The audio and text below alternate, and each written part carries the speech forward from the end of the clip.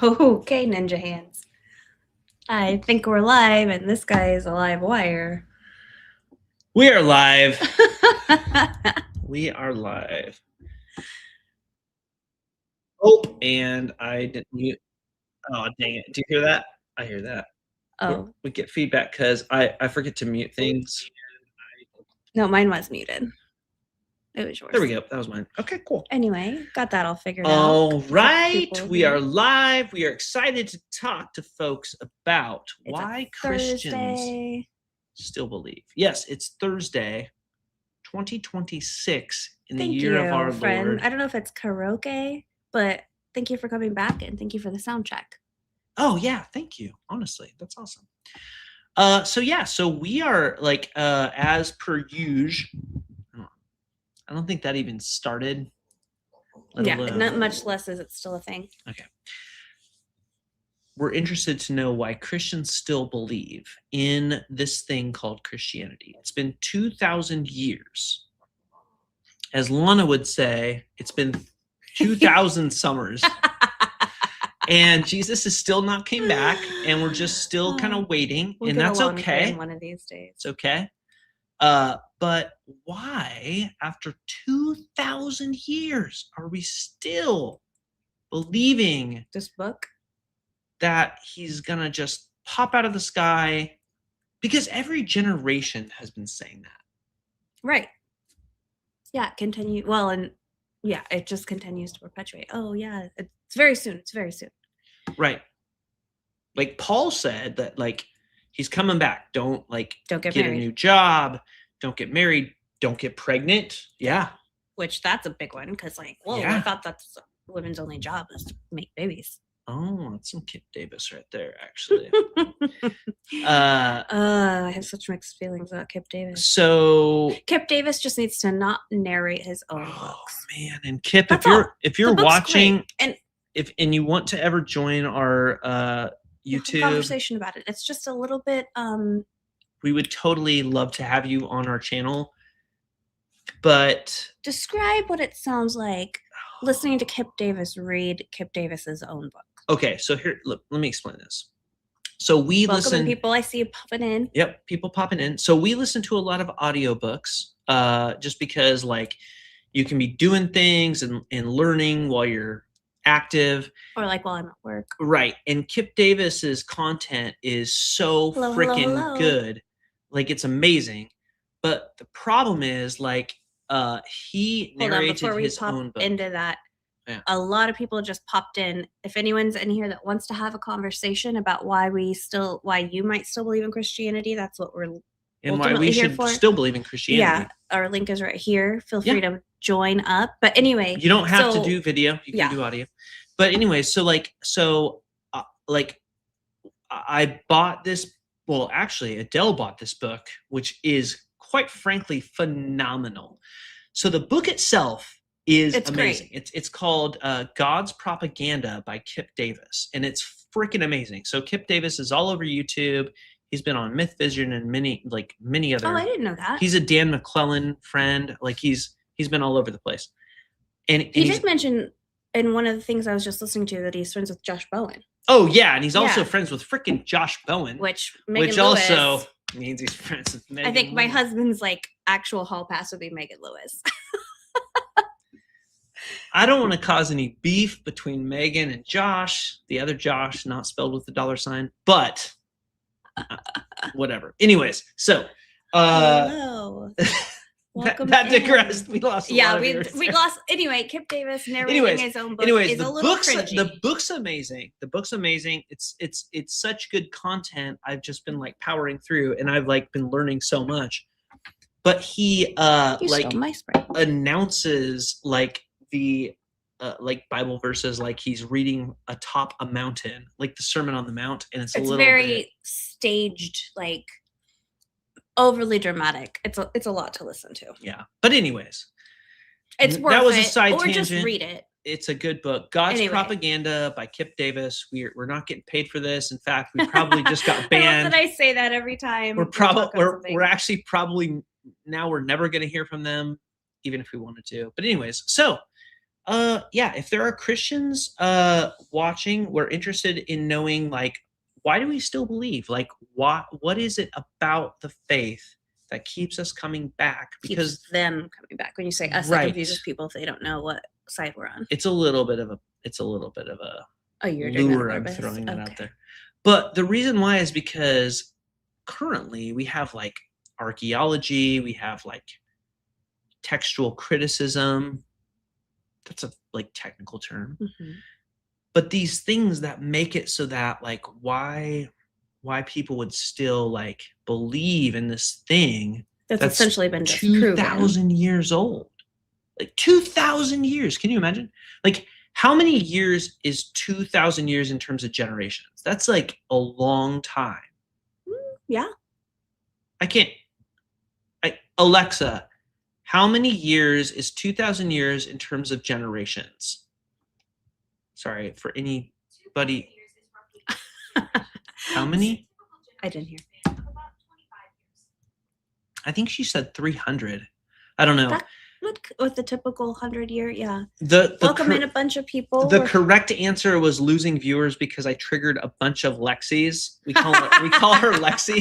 So that we don't trigger her. Yeah. So I won't do that again. I'm sorry.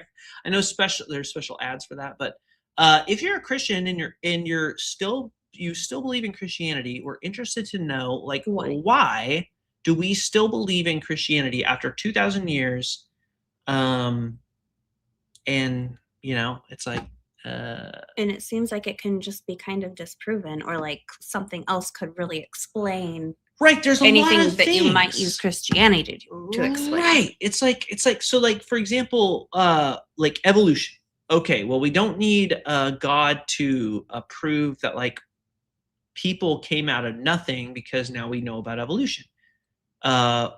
We don't need Christianity to prove like what else? What's another thing that Christianity proves? Morals somehow. Morals. We don't. Yeah. It doesn't necessarily prove it, but somehow like explains it or sources it, which I really disagree with. Right. So if you're part of like a wolf pack, so like you're part of a wolf pack and you're a bad wolf and you're not like helping people and you're being mean. Let's say you randomly kill like another wolf in the pack, you're gonna get ousted. Like or killed.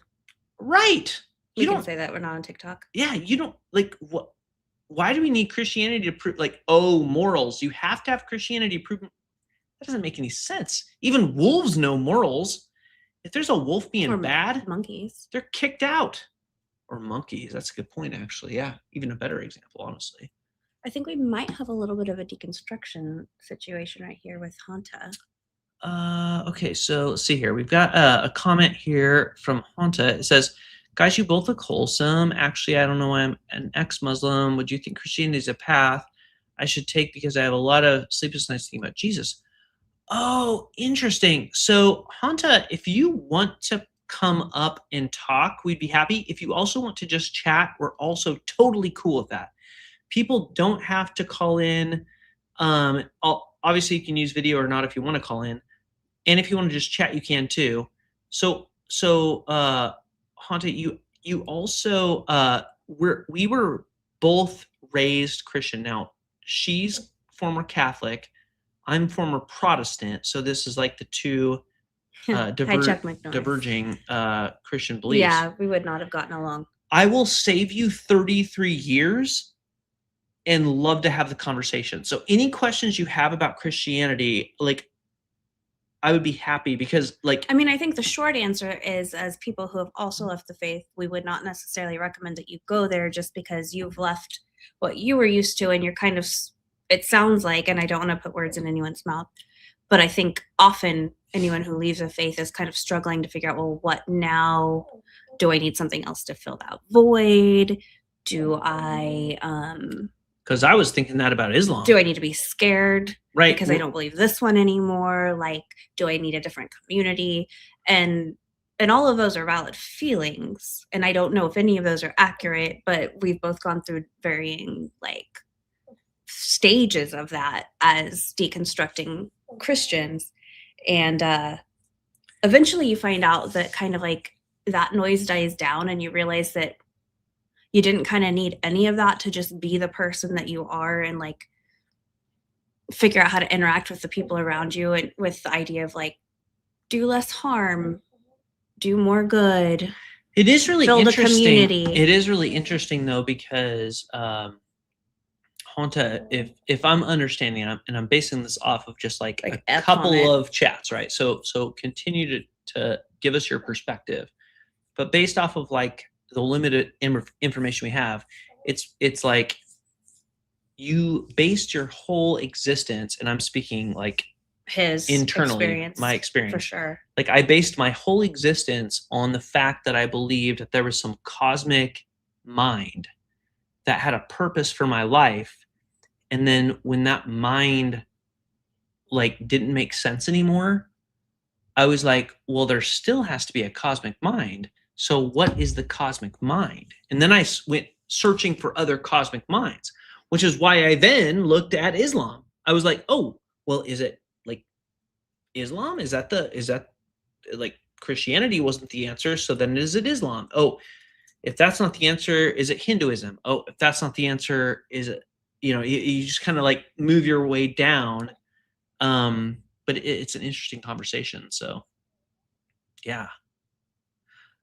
Chuck Mac Norris, I do remember you from our last chat, and I do think appreciate. he's been in our last 2 lives at least. Yeah, I do appreciate. Which is awesome, by the way. Thank you. I'm not like here to bash the Pope, but yeah, but to blame the Pope for something he did, that's why I was like, which thing? Because I'm guessing that there's probably a longer Pope list. Gregory. I would like to throw a special shout out to Pope Gregory, and I'm sure there's a number after his name. The one that said like take all of the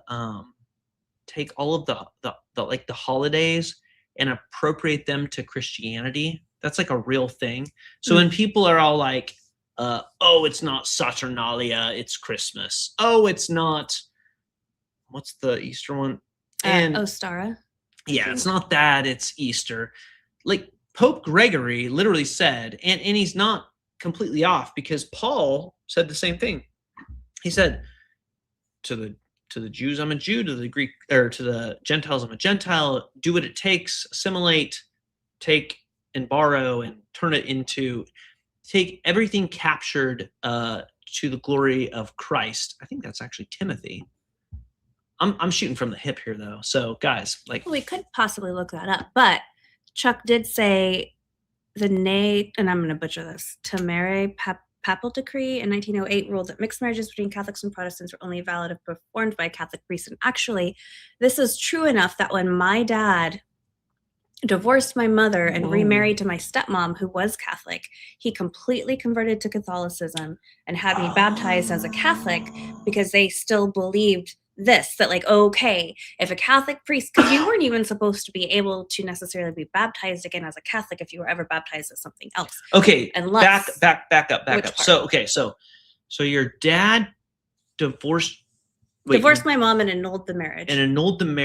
And to marry my stepmom and become devout. But Catholic. He had to do some sort of special thing to like. Well, he had to get baptized, confirmed, and annul his former marriage to be able to marry my stepmom and be considered a true Catholic. And then I had to be baptized as well. Oh, wow. Interesting. So Hanta, interestingly enough, what you're saying is, so I actually am a volunteer at a group that helps people through like religious trauma. So what you're saying like resonates with me, just so you know.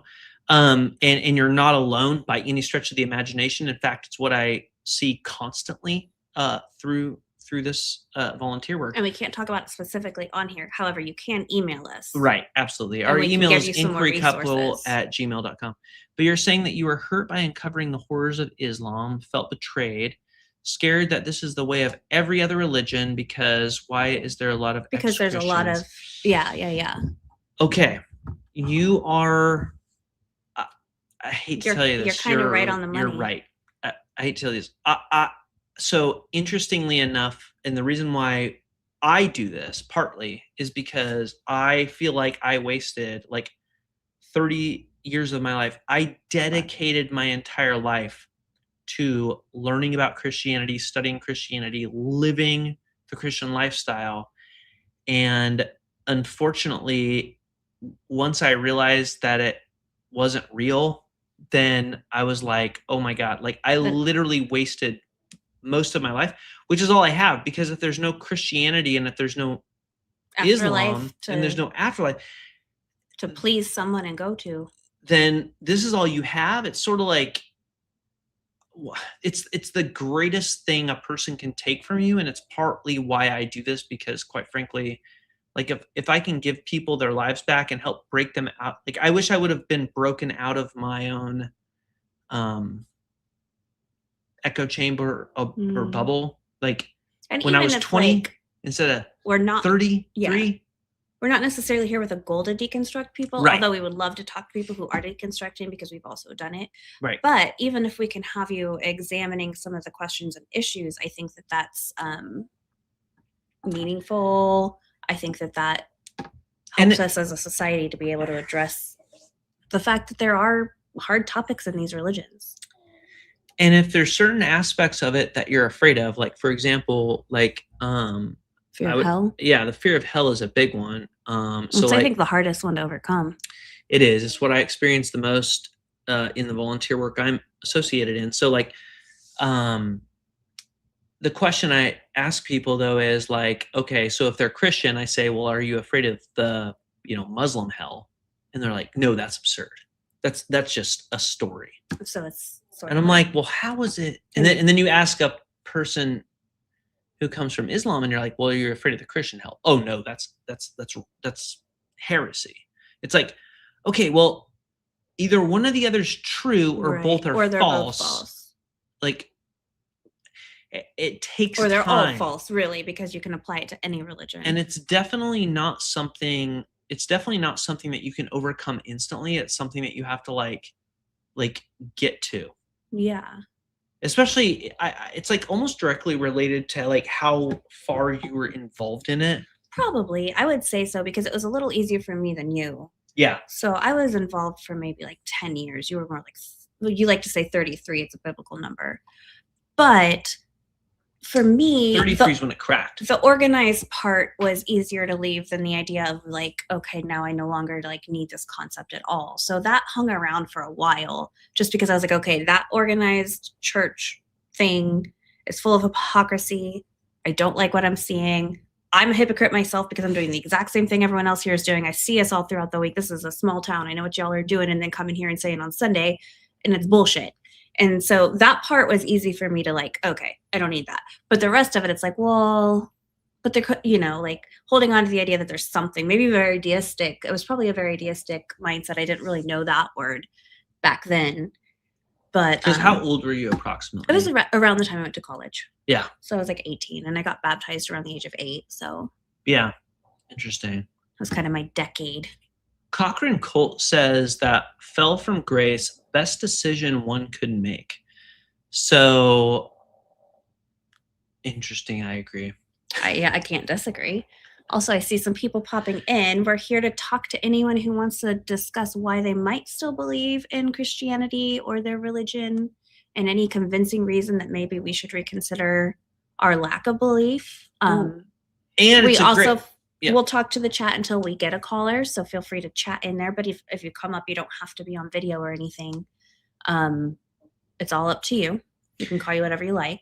It's also interesting too, because like I think everyone's at a different place in terms of like why they believe. Like some people, sure. Like sometimes it's just like I was raised to believe this. Right. It's the only construct I've ever known. Yeah. And then I think other people have come to it for different reasons, maybe an experience, a hardship that they went through. I mean, there's all kinds of things. But so we have Robert says religions in modern times are just social controls.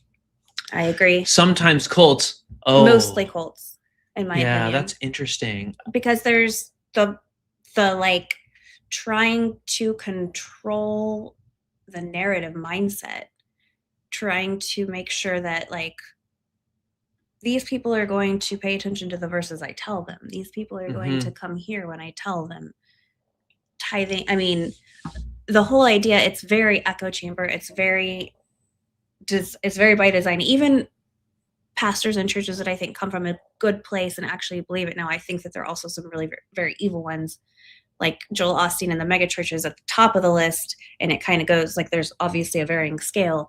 But I think even the ones that truly believe it, there's still a little bit of a like, I have to control this narrative because if you ask these hard questions, I can't necessarily keep them from questioning things.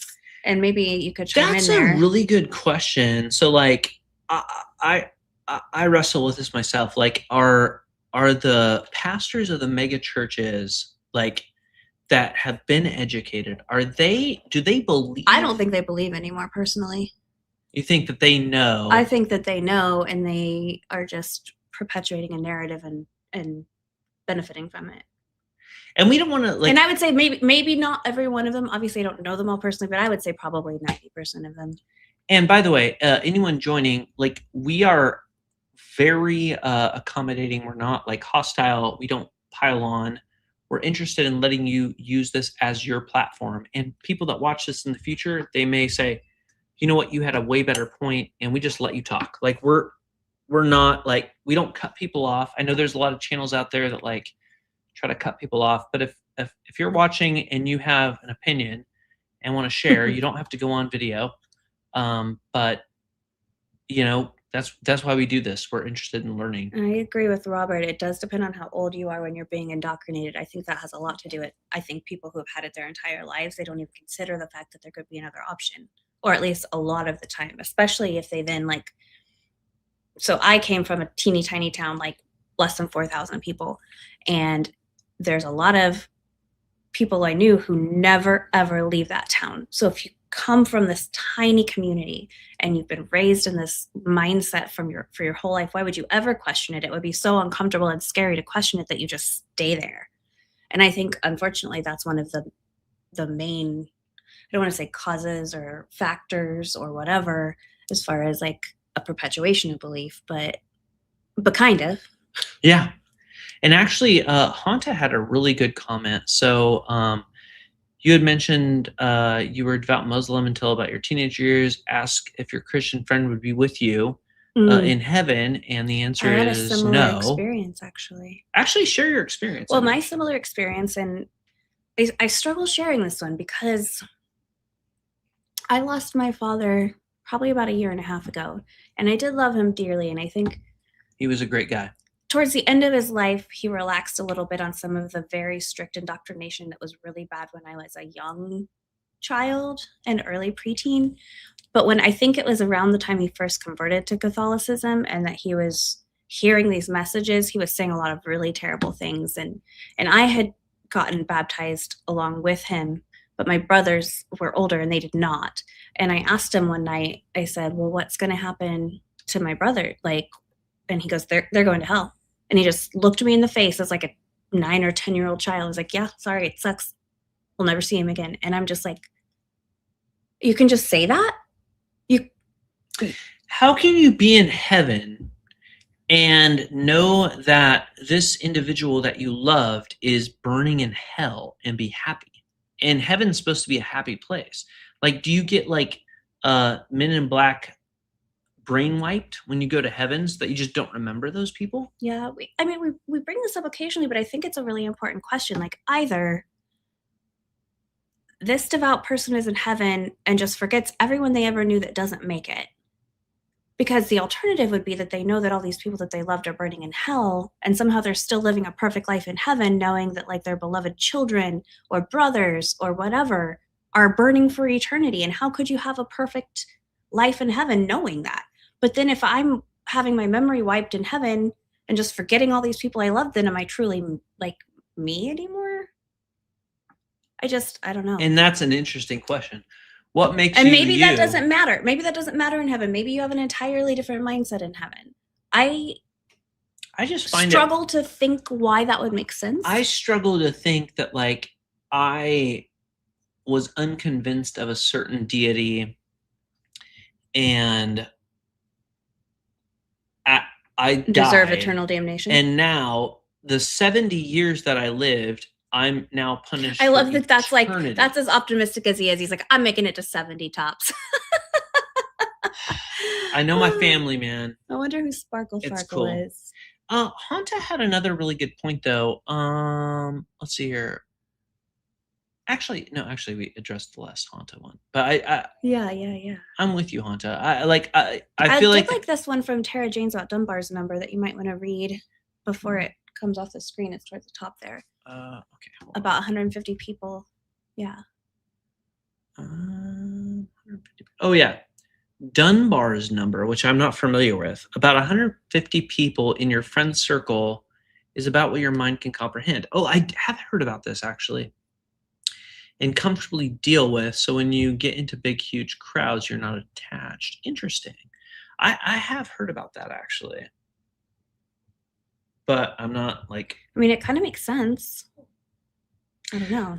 So one thing I'd throw out in terms of like where like Hanta was kind of going is one of the first questions I asked my grandparents when I was like 8 years old was if we grew up in India, would we be Hindu?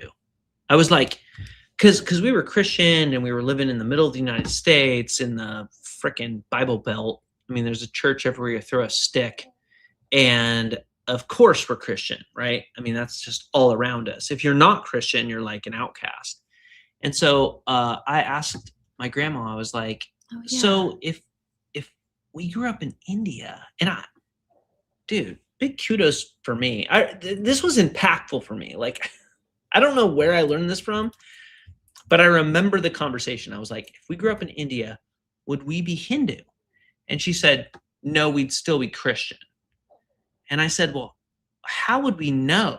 And she said, because we would know. And I was like, that's not a very. It's not really a very. Like, and then she literally walked away. She like said that and walked away. Probably because she didn't want to have to think about it any further. I remember, and by the way, for you, those steep stairs that we go up to in the guest room, it was in front of those stairs. And is there still an accordion door? No, there's not. Okay. Oh yeah. Okay. The accordion door shut, and she walked away, and I was like, "Oh my gosh! Like that's not a very satisfying answer." So, okay, we have a caller in here. Oh, real quick, as you bring them up, I wanted to read from, and I'm gonna keep saying karuke until you correct me somehow. But heard an apologetic for the heaven dilemma that somehow once you're in heaven, you'll understand justice, so you won't feel bad anymore. And then said, obviously, that's still lame. I agree. Like, oh, so now I know that it was just that my child is burning, so I don't somehow miss them. Oh, dang it, we lost Hey. Maybe they'll pop back up. Hey, come back on in. Hopefully that was just a connection issue. Yeah. And we'll sit here and banter until you come back if you are interested to. We'd love you to come back, but also that is an interesting apologetic, especially. Yeah. Well, that's why I wanted to make sure to address it before we popped away. That's super solid because there's so many verses where it talks about God like hardening people's hearts, choosing people ahead of time. Kevin uses YouTube. This channel is a couple of former Christians, and we're just here to have conversations with people who maybe still believe about why they still believe and maybe what they find convincing that they might want to share on a platform. And because it's kind of like in between, right? Like we're not like hardcore, like we're going to attack your faith, atheist. I mean, we're not. We might press things. We might ask hard questions. We might address hard issues, but I think that that's important to do. And that's one of the reasons that sometimes the Christians win. They come with great points. I don't think there's a winner or a loser. No, yeah, exactly. There's not a winner or a loser. I think it's just we like to have good conversation. We like to challenge each other's viewpoints. Most of the time it's very polite. Kevin, if you want to come up here, we can give you questions. If you want to ask questions from the chat, we can do that. We're not necessarily going to like ask the chat like, hey, I mean, our big question is this: why do you still believe? And if you want to send chats about that, that's fine. And if you don't want to come up, that's totally fine. You don't have to be on video. You don't have to use. You could use a completely different name. We wouldn't even know it was Kevin. Right. Oh, on a cell. Well, probably still could pop up. But you get to choose your name. So like if you type in the link, you get to choose your name. And Hanta, I know it took us a second to pick up your comment in the beginning, but truly do email us if you are having some unrest, if you have questions. I'm not trying to say that we're like the authority on anything, but we're just people. We have a lot of empathy, and he does do this volunteer work. He's actually been trained to talk to people who are deconstructing or going through really hard things, and especially. And spoiler alert, it was really easy because I went through it. Right. I mean, so for me, it was like, yeah, I can totally relate because I went through the exact same thing. But while we can't talk about the organization on here, we can give you some more resources if you do choose to email us, and we do like to hear from people and be there if you are going through it and just feeling kind of lost and alone. So we found a great community in the deconstruction community online, and honestly, for me, I haven't had a true belief in a long time, but I was afraid to talk about it. I felt like I didn't have a space. I didn't have like churches and Christians and people who belong to religious. See. All right, Kevin, we're going to bring you up. Kevin, can you hear us? And are you over 18? Yes, I can hear you. And Awesome. All right, we hear you great. How are you doing? I'm doing great. How about you guys? Welcome in. We're doing wonderful. And you are over 18? I'm over 18. Okay. Okay, cool. I'd say the voice sounds over 18. I was there gonna is some where it's like, that, right. YouTube makes us do that. You're 14 and you're lying, but I believe you. But yeah, so Kevin, we're happy to have you up. This is an open forum, so like, and your platform. So like, we're interested to know, like, what are your thoughts? Like, why do you still believe if you're a Christian? And like, what are your thoughts? Or like maybe start with what you think is the most compelling thing to you. Yeah, so the simplest way I would put it, I mean, what do I say?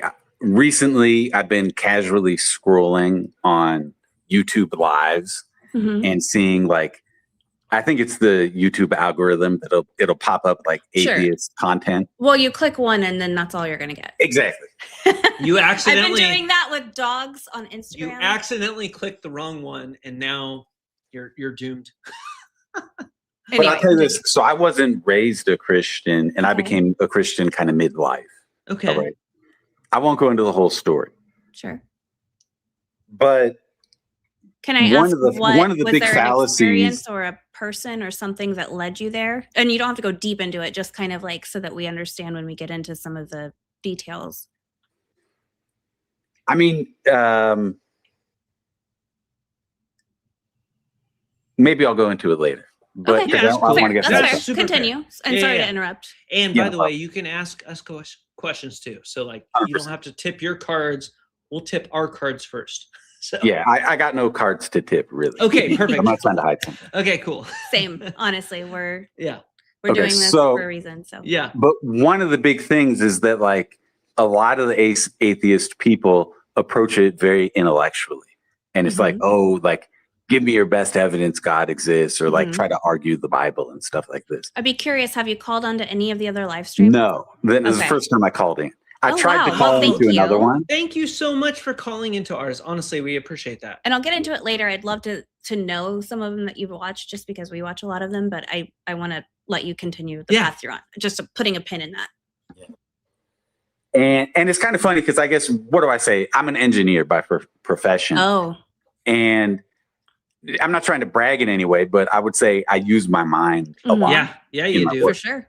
Okay. What type of engineering? Is it like civil? I do computer stuff, basically. Okay. Oh, all right. Dude, that's awesome. Love it. Okay. And then, but I'm thinking is like, none of the arguments that these people have really any merit in reality.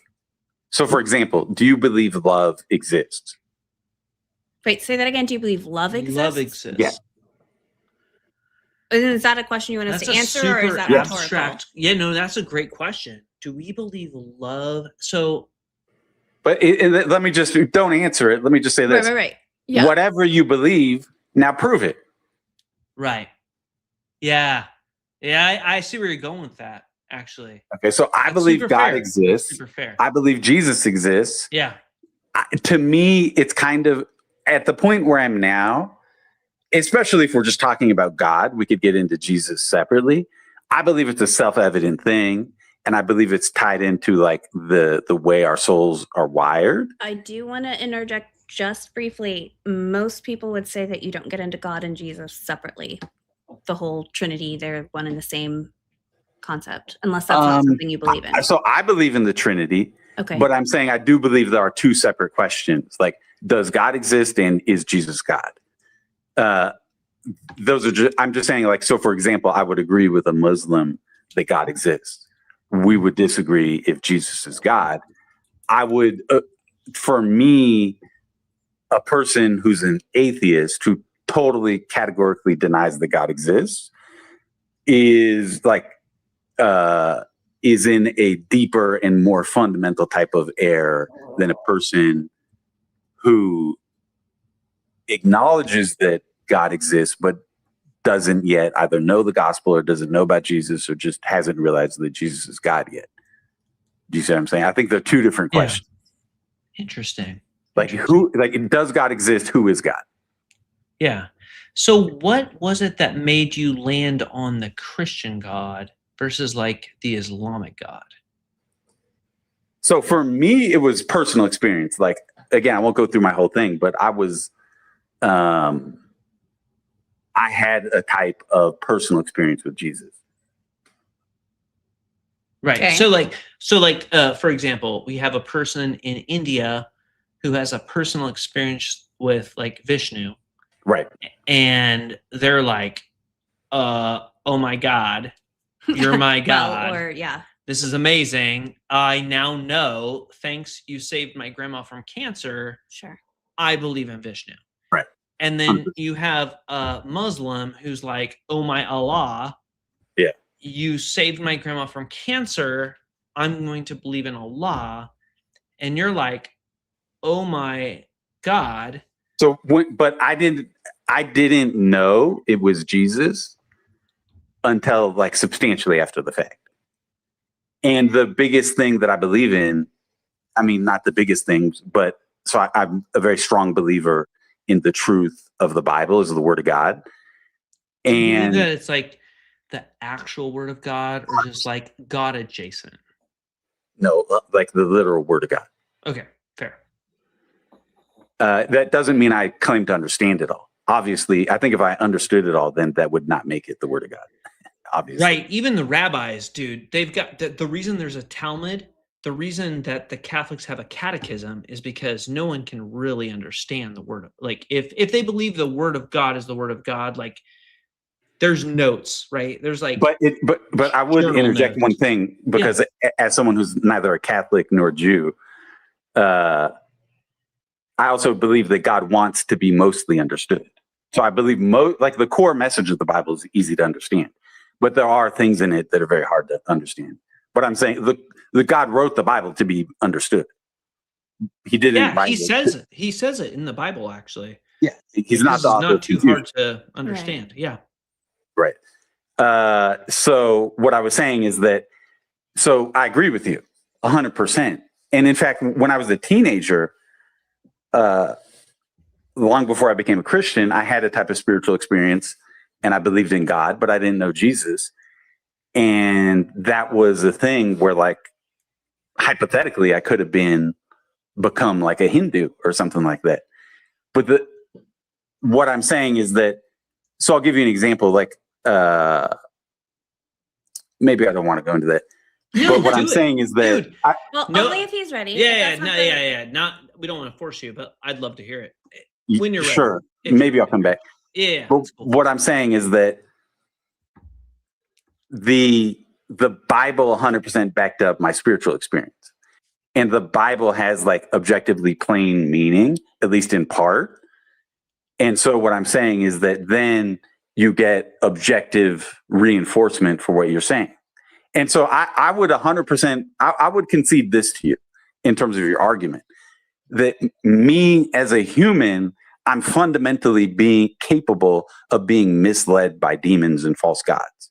So I would concede that to you. Yeah. Do you see that? I'm capable of being deceived. That's assuming that we believe that demons are in the world misleading things any more than we believe that there's a God controlling the world. Okay. I would conceive to you that I'm capable of being misled by things that I don't understand. Okay. That I accept. Yeah. Okay. Yeah. But I would hope that you would concede the same thing. Well, but here's the thing: you haven't asked us what our stance is. Actually, It doesn't matter what your stance is. Why not? Because I'm saying it's just a general context to the argument. Okay, but I would actually concede that. Can Go ahead. Go I ahead. think that there's Okay. and I'm splitting hairs here, but I think it's important because the stance that we take and the reason that I think this is important is we're not convinced by any of the gods we've been presented with, but that doesn't mean that we think that we know ultimately that there can't be something out there that we don't know about. But what he's saying is, what if it was? Yeah, it's Kevin, right? Yeah. Okay.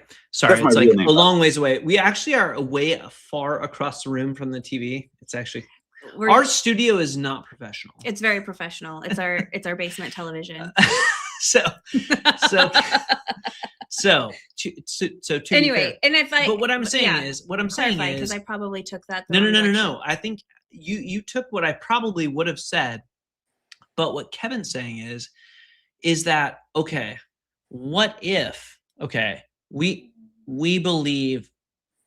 Oh man, I'm gonna get into my own story, and I'm not gonna go there. I'm not gonna do it. I'm not gonna do it because I don't think Kevin's done laying the the initial conversation. What if before we respond too much? What if there are demonic influences that are saying things to us? Whereas, for example, like one of my early things that I wrestled with was that like the last chapter of Mark wasn't in the earliest manuscripts, and like Jesus didn't actually come back in Mark, and it was like a Greek tragedy. What if the demons made me think that was not in the early manuscripts, and everything that I've researched and learned? But could I say something about that to interject? Yeah. I think the whole early manuscripts thing is a hoax. Because demons. No, it's just that what do I say? You know that there were before they had printing presses, they used to copy everything by hand. Right. Scribal errors. Yeah. And it's just, and it's just like, I don't know if you've ever been to like a third world country, but they sell all like the rip off Gucci for like $5 on the streets. You know what I'm saying? New York. Well, they also do. I was going to say they also do that in like every big city ever. But who said I was excluding New York when I said third world country? That's fair. That's big fair. W I on can see that. We're Midwest, so yeah, okay, fair. So my point is, we actually had a lovely time in New York. We did have a great time. We don't want to alienate any New York viewers. Yeah, there are no good early manuscripts that are substantially different from the Bible that we have. When you look at like the Textus Vaticanus and all this stuff, it's some garbage. Like it's literally just like some drunk scribe who was working for like $2.50 an hour just made a bad copy of the Bible. Super. But we don't know that either. Yeah, because we have the entire manuscript and you can just go through it and it's just totally. So you know that it was a drunk scribe because. Oh no. That's the part I was saying. We don't know that. We can speculate that it could have been. But I'm saying it's a forgive my language, but it's a shit job manuscript. All those manuscripts. You can use whatever language you want on here. Yeah, it's a terrible manuscript.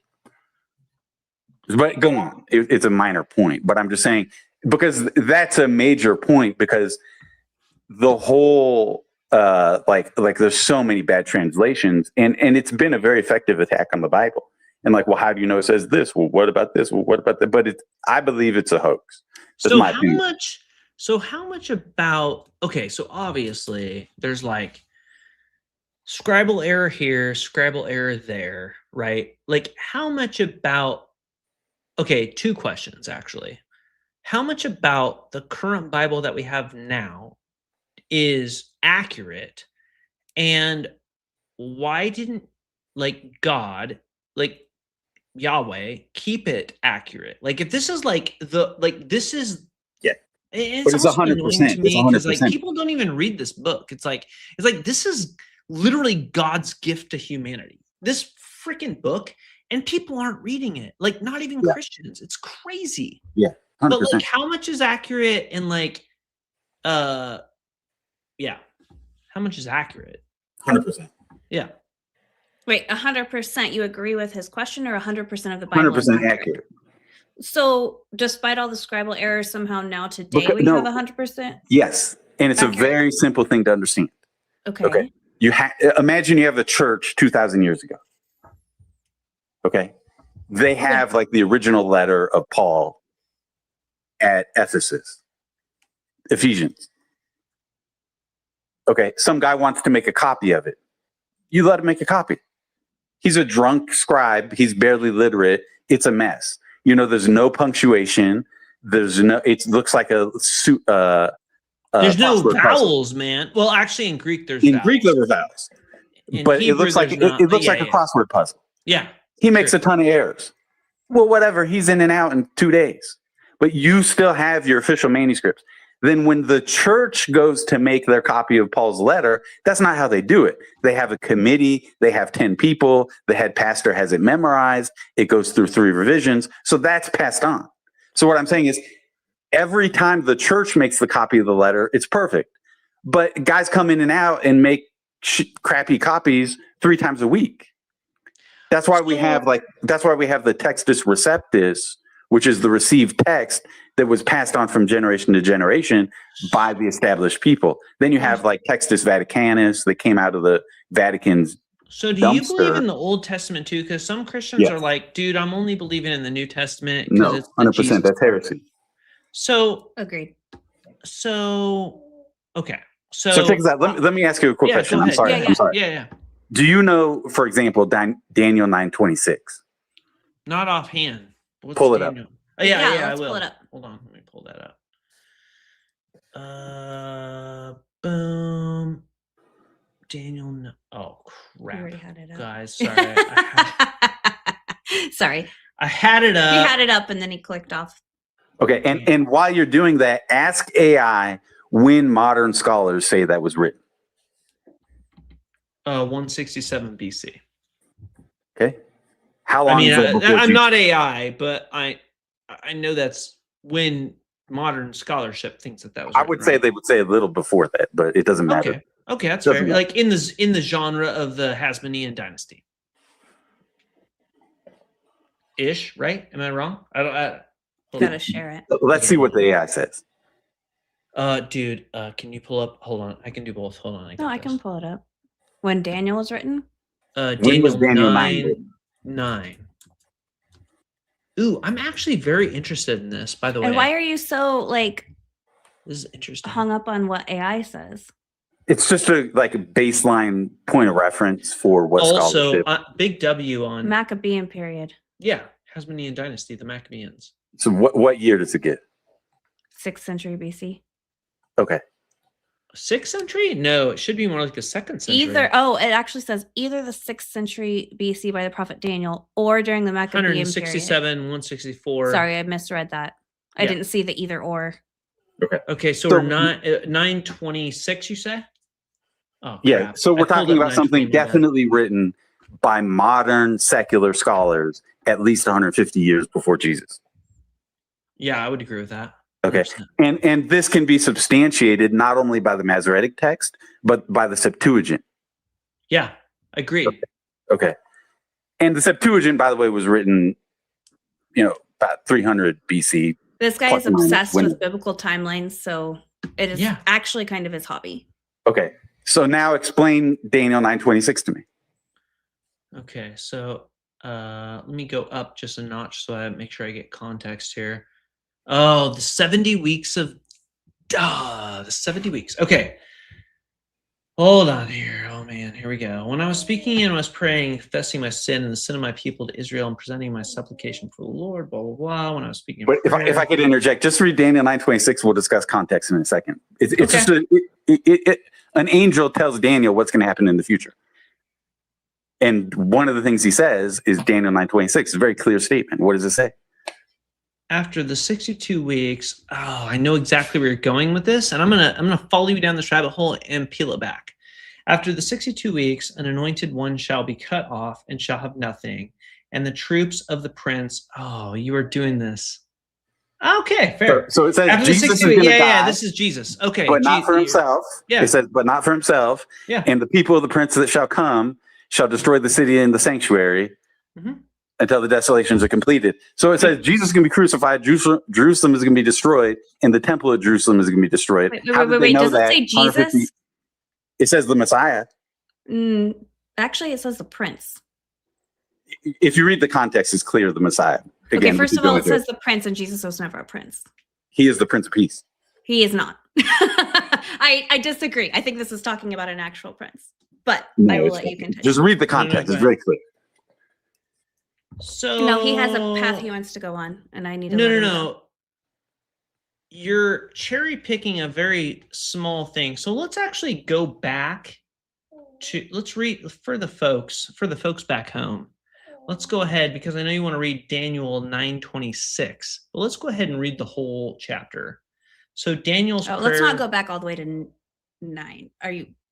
That whole thing is going to get old. Maybe do like blips through it. Okay. Nobody wants to sit here and hear a whole chapter. You're going to lose everybody. We can lose people, but I also want to like make sure that we're not taking things out of context. I thought you were going to go back to like Daniel 9:20, not like Daniel 9:1. Okay, I'll go to 20. Where it said the 70 weeks. But that's the part that's out of context. Okay. Because all right. this is about the I Greeks apologize. and the Macedonians in Antiochus Epiphanes. Go back. I apologize. I shouldn't have interjected. It's totally cool.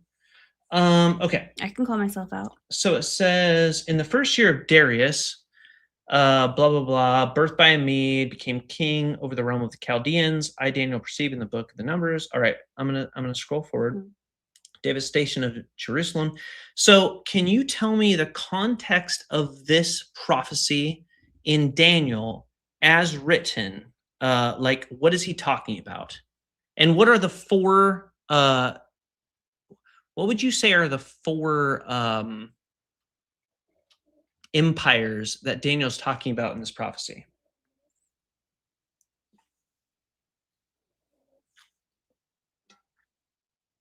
Uh-oh, did we lose him? Oh, yeah, he's back in the queue. Oh, He must have we'll accidentally pull you had back her. up. Sorry about that. Sorry, man, we lost you. We didn't realize we it's lost my you for bad. just a It's my second. bad. Sorry about that. Okay. Okay, so I do need to back up a notch because we can cherry pick verses. Trust me, I've got a ton of cherry pick verses that I could like take you down a path. But let's talk. But hold on. Let's play a game. I'm giving you a good one, and then we'll finish this. Then you give me a good one. Okay, and but then can we'll we wrap it like up, go 'cause I back wanna keep you. and now look No, at the it's rest super of fair. the chapter? Go ahead. Well, he did. He gave us a good one, and now we're trying to address it. 9:26. So But let me wrap up my spiel on it, Oh yeah, and go then ahead. I'll let you guys hit me with Yeah. whatever you got. Go ahead. Does that make sense? Yeah, And I totally I'll scroll respect down, you guys. I'll scroll down to 26. And let me say something real quick. I totally respect you guys because you're giving me plenty of time to talk, and you're being totally respectful. Absolutely. Yeah, dude, you got all the time you need. We're in no hurry. You're good. Awesome. Yeah, you're good, dude. The reason I lost the call is because I tried to pull up the Bible on my phone so I could quote it, And then you like and it shut the swipe app. away or something. Yeah. No, that's cool. So I just got to open this on a physical Bible. Well, and we do have 26 up if you can see the screen, but I don't know if you can. No, I got it because I have the King James Bible, and I prefer to read it from King James translation if that's all right. Also, if you would like us to talk about the King James Bible after this, I would be happy to discuss unicorns and why the King James Bible is trash. I believe in unicorns, so if you think you're going to shoot me down with that, you do believe in unicorns? 100%, bro. Okay, actually, you know what? Okay. Because of that, I like you even more. Actually, Honestly. Yeah, 100%. My daughter is a major fan of the Well, My Little Ponies Ponies. are not unicorns; they're ponies. No, but But I will say this: the real unicorns was like a powerful beast. It wasn't like a pony with a. Dude, trust me, if you know My Little Pony, there is some crazy lore and they are powerful beasts. But go ahead with There we go. 926. So I believe in unicorns, Okay. and I believe in a bunch of stuff. I'm sure you'd laugh at, but that's Nope. the way. Moses having horns. That's debatable, but pretty much. It was a veil, man. But it's okay. Honestly, you know what? And did Asherah, was Asherah a grove of trees or was she a goddess? Let's stick to Daniel 9 for now. Okay, We'll let's get stick off to Daniel 9:26. All right, we'll go there All right. later. We can put Go that ahead. in our Yeah, memory put a pin in that. Okay. I'll put a lot So of check pins, this out but real that's quick. okay. That's kind of how we roll. We put a lot of pins, and by the end of it, we're like, okay, we haven't had enough time to talk to you, no matter how long we go, and we just kind of want you to come back. And as you because- can tell, we're super cool. We're not combative. We're like, Cool. this is interesting to us. Okay. So yeah. Anyway. So let we're me read learning from too. 25. Yeah. Let me read from 25. Okay. Scroll says- back there. The King James Bible. Oh crap. Know Let me scroll. therefore- Let me switch to King James. Sorry. I don't No want to. problem. I don't want to throw our audience off. KJV. Let me switch. Sorry. A H B C D F G H I J K. Guys, the alphabet has been literally like, okay, there it is. The bane of my existence. Okay. Okay, Daniel. Okay, 25. And Know therefore and understand that from the going forth of the commandment to restore and to build Jerusalem unto the Messiah the Prince shall be 7 weeks and 62 weeks. The street shall be built again, the wall, even in troublous times. So Daniel was a captive in Babylon when this was written. And basically, before they went into captivity, Jeremiah the prophet gave a prophecy of how long they would be in Babylon. Then Daniel realizes that time is up. And so he prays. That's why at the beginning he was praying. And then the angel comes and gives him the rest of the prophecy. The rest of the prophecy is how long it's going to be until Messiah. So he dates the coming of Jesus. And even if you want, like I said, she was debating, oh, well, it's just a prince. No, you can go back. Even the Jews did their dating for when the Messiah would come based upon this. That's why Herod, for example, they were expecting Jesus when he came. That's why they killed all the kids, right? Because Jesus had been dated approximately to that time. Now I say approximately because you can say it says that going forth of the commandment to restore it and to build Jerusalem. So they were enslaved in Babylon. And there were several commands. There was one command to rebuild the temple. Then there was one command to go and start rebuilding the city, etc. So where does it say that though? Like what so you're saying this proves Jesus? It seems kind of vague, man. It's like it predicts Jesus. It's like one of those like Nostradamus prophecies. No, I don't think so. Kind of vague. Hear me out one sec. Okay. Well, yeah, that's so I'm just providing. We're just make sure we're getting the point you're trying to make. 100%. Thank you, guys. So what I'm saying is verse 25 dates the coming of Jesus. Okay. And you can look this up. There's a very supported. It's not like some random thing I'm citing. It's been studied. I would say it's to a certain extent, it's even modern academically backed up. Okay. But that's verse 25. What I was talking about is verse 26. Okay. It says, and after 62 weeks, shall Messiah be cut off, but not for himself, and the people of the prince that shall come shall destroy the city and the sanctuary. Okay. Now that one sentence predicts that Jesus will be killed, he'll be cut off, but not for himself, right? He doesn't die for his own sins, he dies for our sins.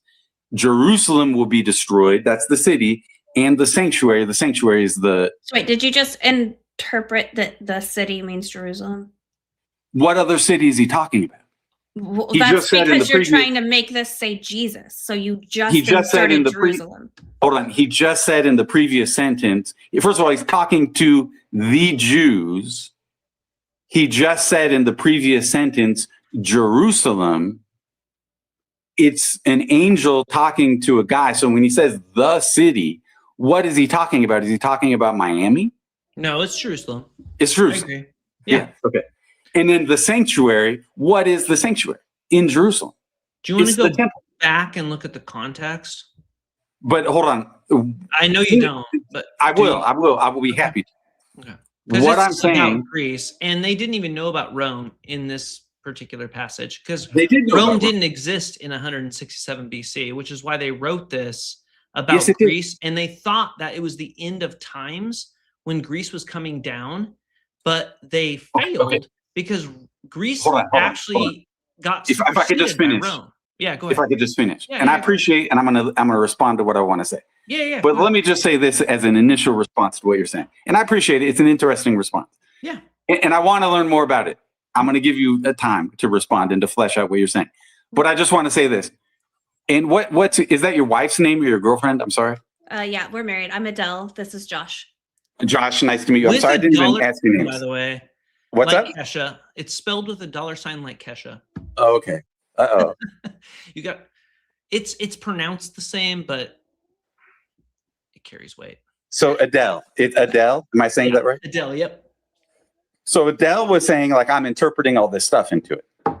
I was only asking because we didn't go back farther, and I was asking it if it actually said Jerusalem or not. And then fair enough. Yes, it did. But what I'm saying is, who sounds like they're reading more into the verse?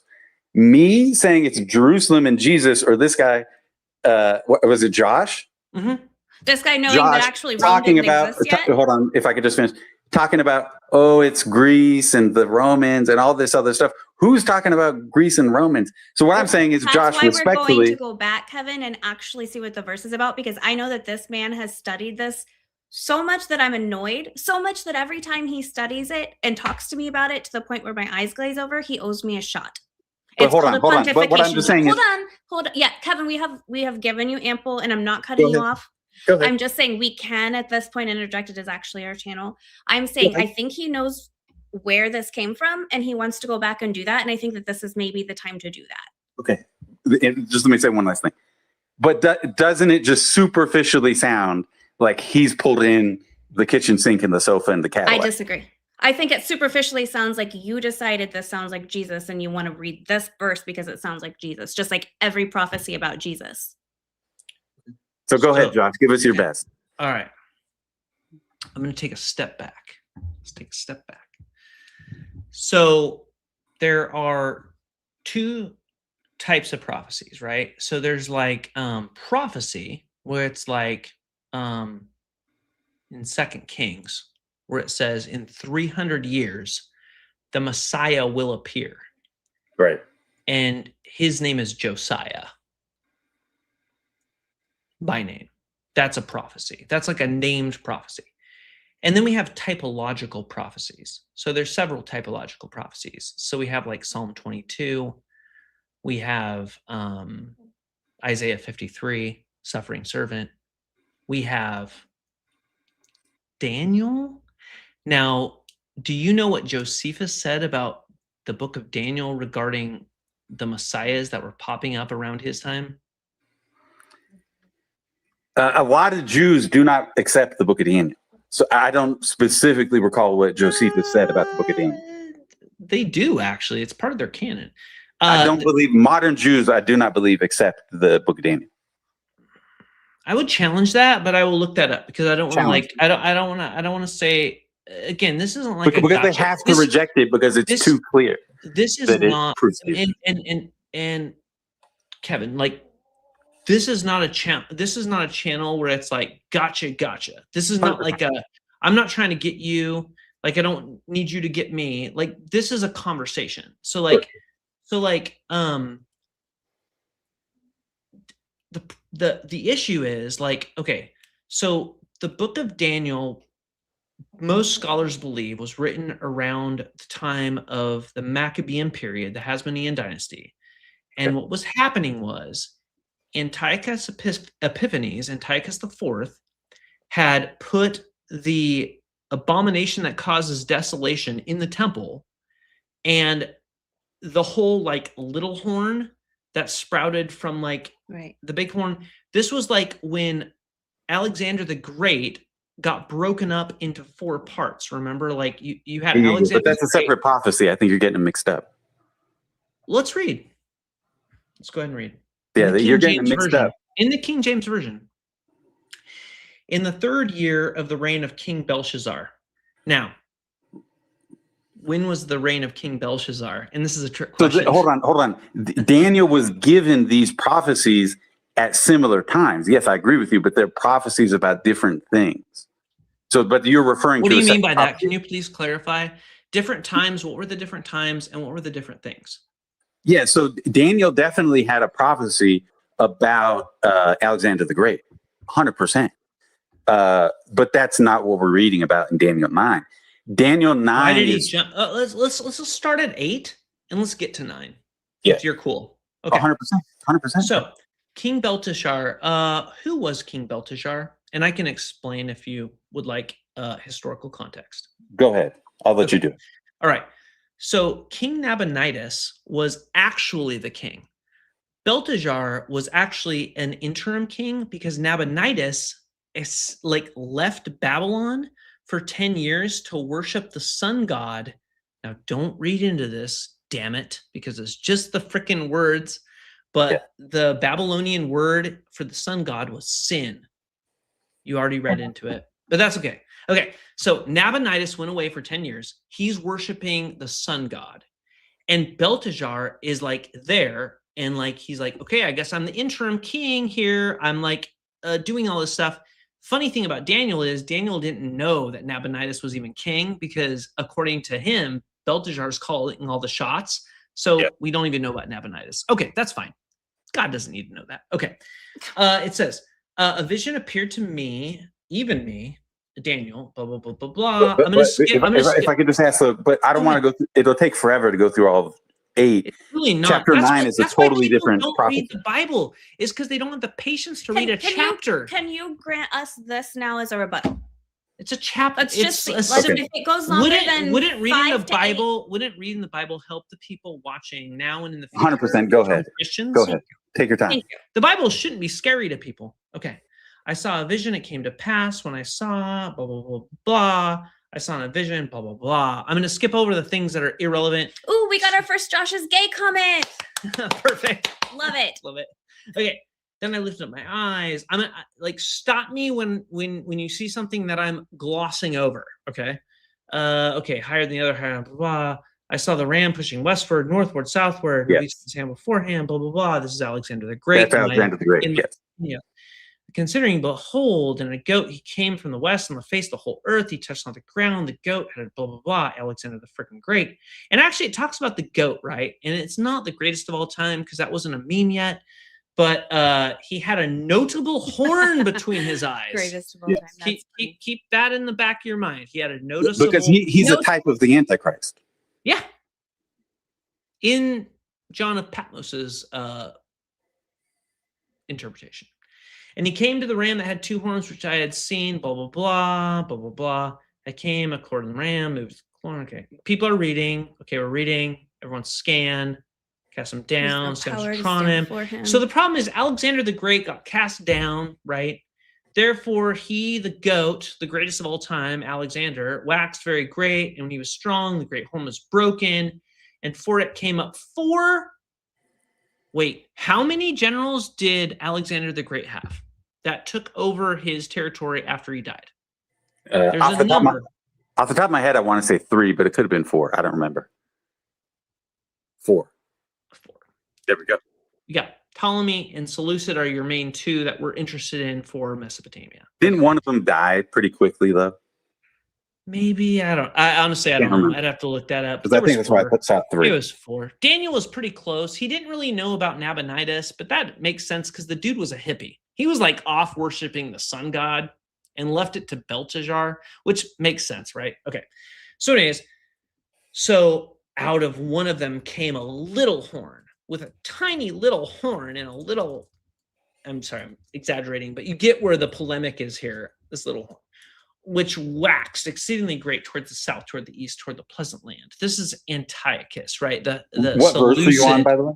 And Seleucid. This is from the Seleucid Empire. Antiochus Epiphanes eventually came out as the little horn. Yeah. Yeah. It was wax, it was great, blah, blah, blah, cast down. Yes, he magnified himself. He was amazing, blah, blah, blah. Yeah. And the host was given to him. Like, did he just make himself the prince? Yeah, he made himself the prince. Yeah. He thought he was, the Israelites didn't like him.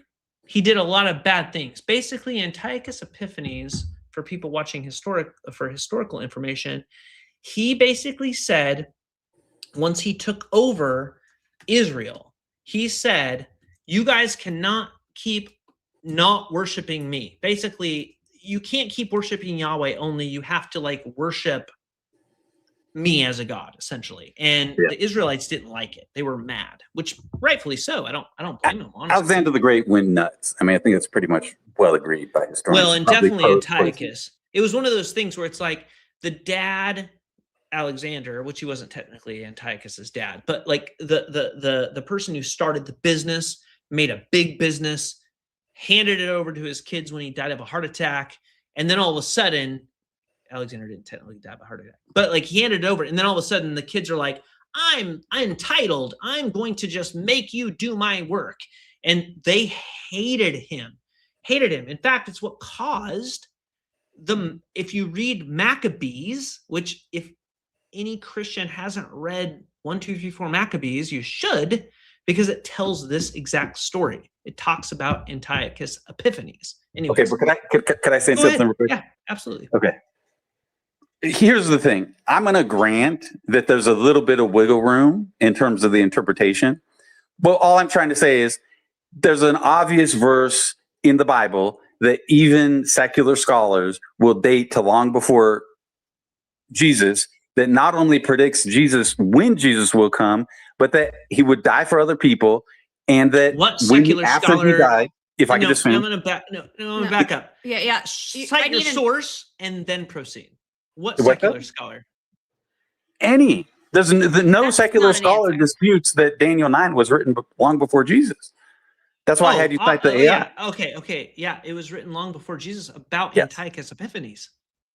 No, I don't Those think two that. statements are not mutually exclusive. Are you saying that there's a secular scholar that says Daniel 9 is written about Jesus?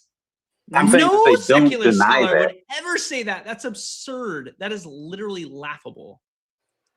No, I'm saying that there is. I'm saying the plain. Forget what the secular scholars say about, because there's two different branches of academia. Theological scholars. Hold on. If you could just let me finish real quick. Yeah, go ahead. Sorry. Yeah, I appreciate it because it's a very important point, and I thank you for bringing it up. It's a very important point. No, yeah, good. So for me, as kind of an engineering guy, I totally respect like the more archaeological people who work in hard facts than I do like the interpretive scholars. Okay, because the interpretive stuff, I mean, how many genders are there? Do you see what I'm saying? The like the Marxist stuff, it's all gone off a cliff. So for the interpretive scholarship, I'm not going to say what I do with the writings. I have very little respect for it. But I'm saying at least when we're talking about the dating of the manuscripts, I think we would have to give them some credibility. And I will say that as a Christian, even though their dating in many cases is going to undermine my dating. But I will say I will give them more credible. So I'm saying I agree with you. I'm not talking about the interpretive. I'm saying we can agree that Daniel 9 was written long before Jesus. Now, the interpretation of it, I will let you decide. I'm not going to force my interpretation on you. But I will just say, let the audience hear and let you guys hear. Just hear me for 1 second. Yeah. The plain reading of the text is highly consistent with a prediction for when Jesus will come, that he will die for other people, that after he dies, Jerusalem will be destroyed and the temple will be destroyed. And I'm saying that is an absolutely unprecedented, amazing prediction. Now, I will grant there's a little bit of wiggle room. Someone could say, well, it says Prince or whatever. Fine. If that is what your conscience tells you, let every man go according to his conscience. That's basically my point. We don't really have to debate it. It's just something I'm showing you guys of like, hey, I think that is amazing. No, that's actually super fair. And I definitely hear you. I don't want us to come off that we're not hearing that that's where you're coming from. So the situation is that we've talked to a lot of people who read a certain verse or two or passage or two, and it really, really sounds like what they already believe. And because you already think that, and because this really, really sounds like it in these couple verses, it can be very easy to say, this to me is beautiful and definitive. The thing that we're trying to challenge is that there's actually usually another explanation. You're trying to say it's more evident, and I disagree with that. And I'm trying to do that delicately because I don't want to be undermining anybody's position. But what I'm saying is that there's actually usually a different context that was there first that happened before the supposition that I believe in Jesus, therefore this means Jesus. Does that make sense? It says Messiah, and it dates a year. And it says has there been no other messiahs besides Jesus? Have there been other messiahs in the Old Testament? Mashiach is the Hebrew. I mean, it depends in the context. So the plain meaning of the word Messiah is the anointed one. So, for example, David was anointed. And right? Josiah and Hezekiah. Exactly. But there was a specific role for the Messiah, which was a specific religious what and did political that figure. specific role? Well, and he was the eternal. He was prophesied to be the eternal king of Israel. Right. Okay. I have a question. Please. Because we can definitely I would love to go down that path, but honestly, like you're like you're like me like 10 years ago. So like I want to talk to me 10 years ago. If I but can. before If you I do, can. can I Go ahead, throw go out? ahead, go ahead. Can I make one proposition? It's just a Absolutely. proposition. Absolutely. Yeah. Would you like to hear a secular, extra biblical proof of Jesus that you've probably never heard before? That I think you'll find Absolutely. interesting. Yeah, for sure. Okay. Absolutely. So, for Yeah. example, do you know about Strabo and the Geographica? Strabo, you mean in the Geographica? Yeah, I'm not familiar with that. I knew you would. See, you're going to eat this up Okay, I'm because down. I know that you're like. I know Strabo, but I don't know about the Geographica. So Strabo wrote Geographica, Okay. and I say Strabo. You could say Strabo, but I say Strabo. Yeah. Honestly, yeah, I'm probably wrong. Honestly. I think Strabo is the Greek pronunciation, but Strabo is the American pronunciation. But it doesn't matter. Okay, so if you here's the craziest thing about Strabo. He ridiculed all of the Greek gods and the Roman gods. He was not a Jew, and he said that the entire Greek and Roman pantheon was a fairy tale made up by the rulers to pacify the women and the children. Okay. Okay. If you could pull up the quote and read the quote, it's an amazing quote. If you say like Strabo, Roman god, women and children, if you Google that, you get the quote. Strabo, women and children. Geographica, women and children. Okay, I'm with you, man. I'm with you. Roman pantheon. Women and children pantheon. Hold on. Yeah. Honestly, thank you for bringing this up. Honestly, I love learning new things. Actually, okay, Awesome. Cool. Okay, blah blah blah. Oops, I misspelled. Oh, frick! It's because Google tried to fix Geographica to geography. Yeah. No problem. Strabo Geographica Women and Children Pantheon. Okay, cool. Okay. There's like a Lassus Curtius. Is that what you're looking for? Or just like something in general? It's not really giving us anything. Yeah, I'm not really finding. Let me pull this up. Hold on. Because it's not very well known. And I assumed it would be on Google. So if you give me a second, I'll pull it up on my computer. No, it's cool. Yeah, it's cool. Yeah, 1 second. Yeah, if you give I'm us actually gonna pop to the restroom real super quick. Fair. Yeah. While you guys are both pulling stuff up. Yeah.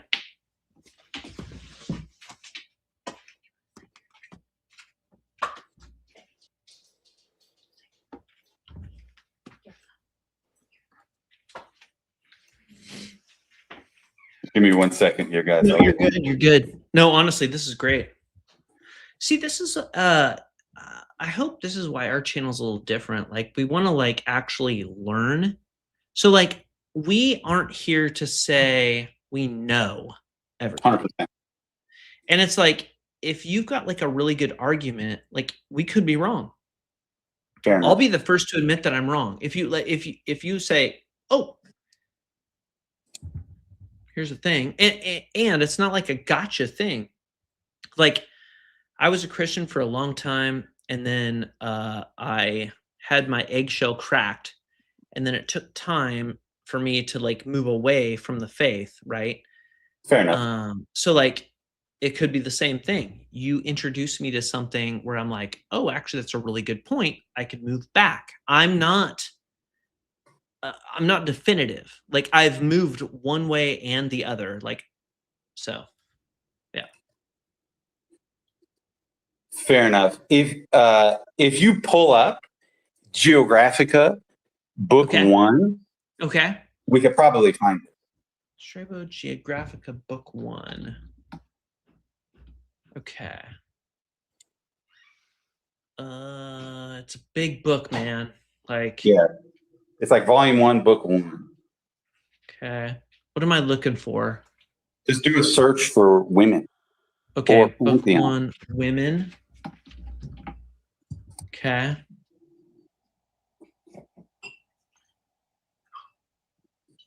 Book 1, chapter 2, 1 through 23 is what it's pulling up. Let me see if I can.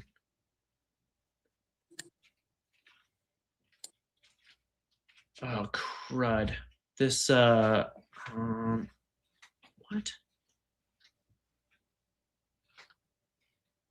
Okay. Yeah, darn it. It's not sharing it. Shoot. Hold on. Pulling back. Let me find a different one. An English translation. Okay. And if you want to read it, yeah, because I'm just not pulling up a shared source. But it says Strabo states that dealing with a crowd of women or a promiscuous mob requires emotional and religious motivation rather than a logical argument. But it doesn't really talk about Jesus. Like, I'm interested to know what your thoughts are on that. Yeah, 100%. But the first point I'm trying to establish is that Strabo like 100% ridiculed like all ancient religion. Oh, I think I do know that, actually. Honestly, I think like intrinsically I've heard that. I would agree with that, actually. He was like a historian, and he was like, I'm factual. Yeah. Okay. So what I'm saying is this is not a superstitious person. Yeah. This is a Hellenistic philosopher. Right. He's not a Jew. There's no evidence he was Judaized. Yep. Agreed. I agree with that. And he was clearly a person of like profound intellect. Yeah. He ridiculed religion as being just like a complete joke and a shit show. Forgive my French. Agreed. Okay. Yeah. Now, Google Strabo on Moses. So, okay. This is an interestingly funny argument, but I'm going to go with you on this one.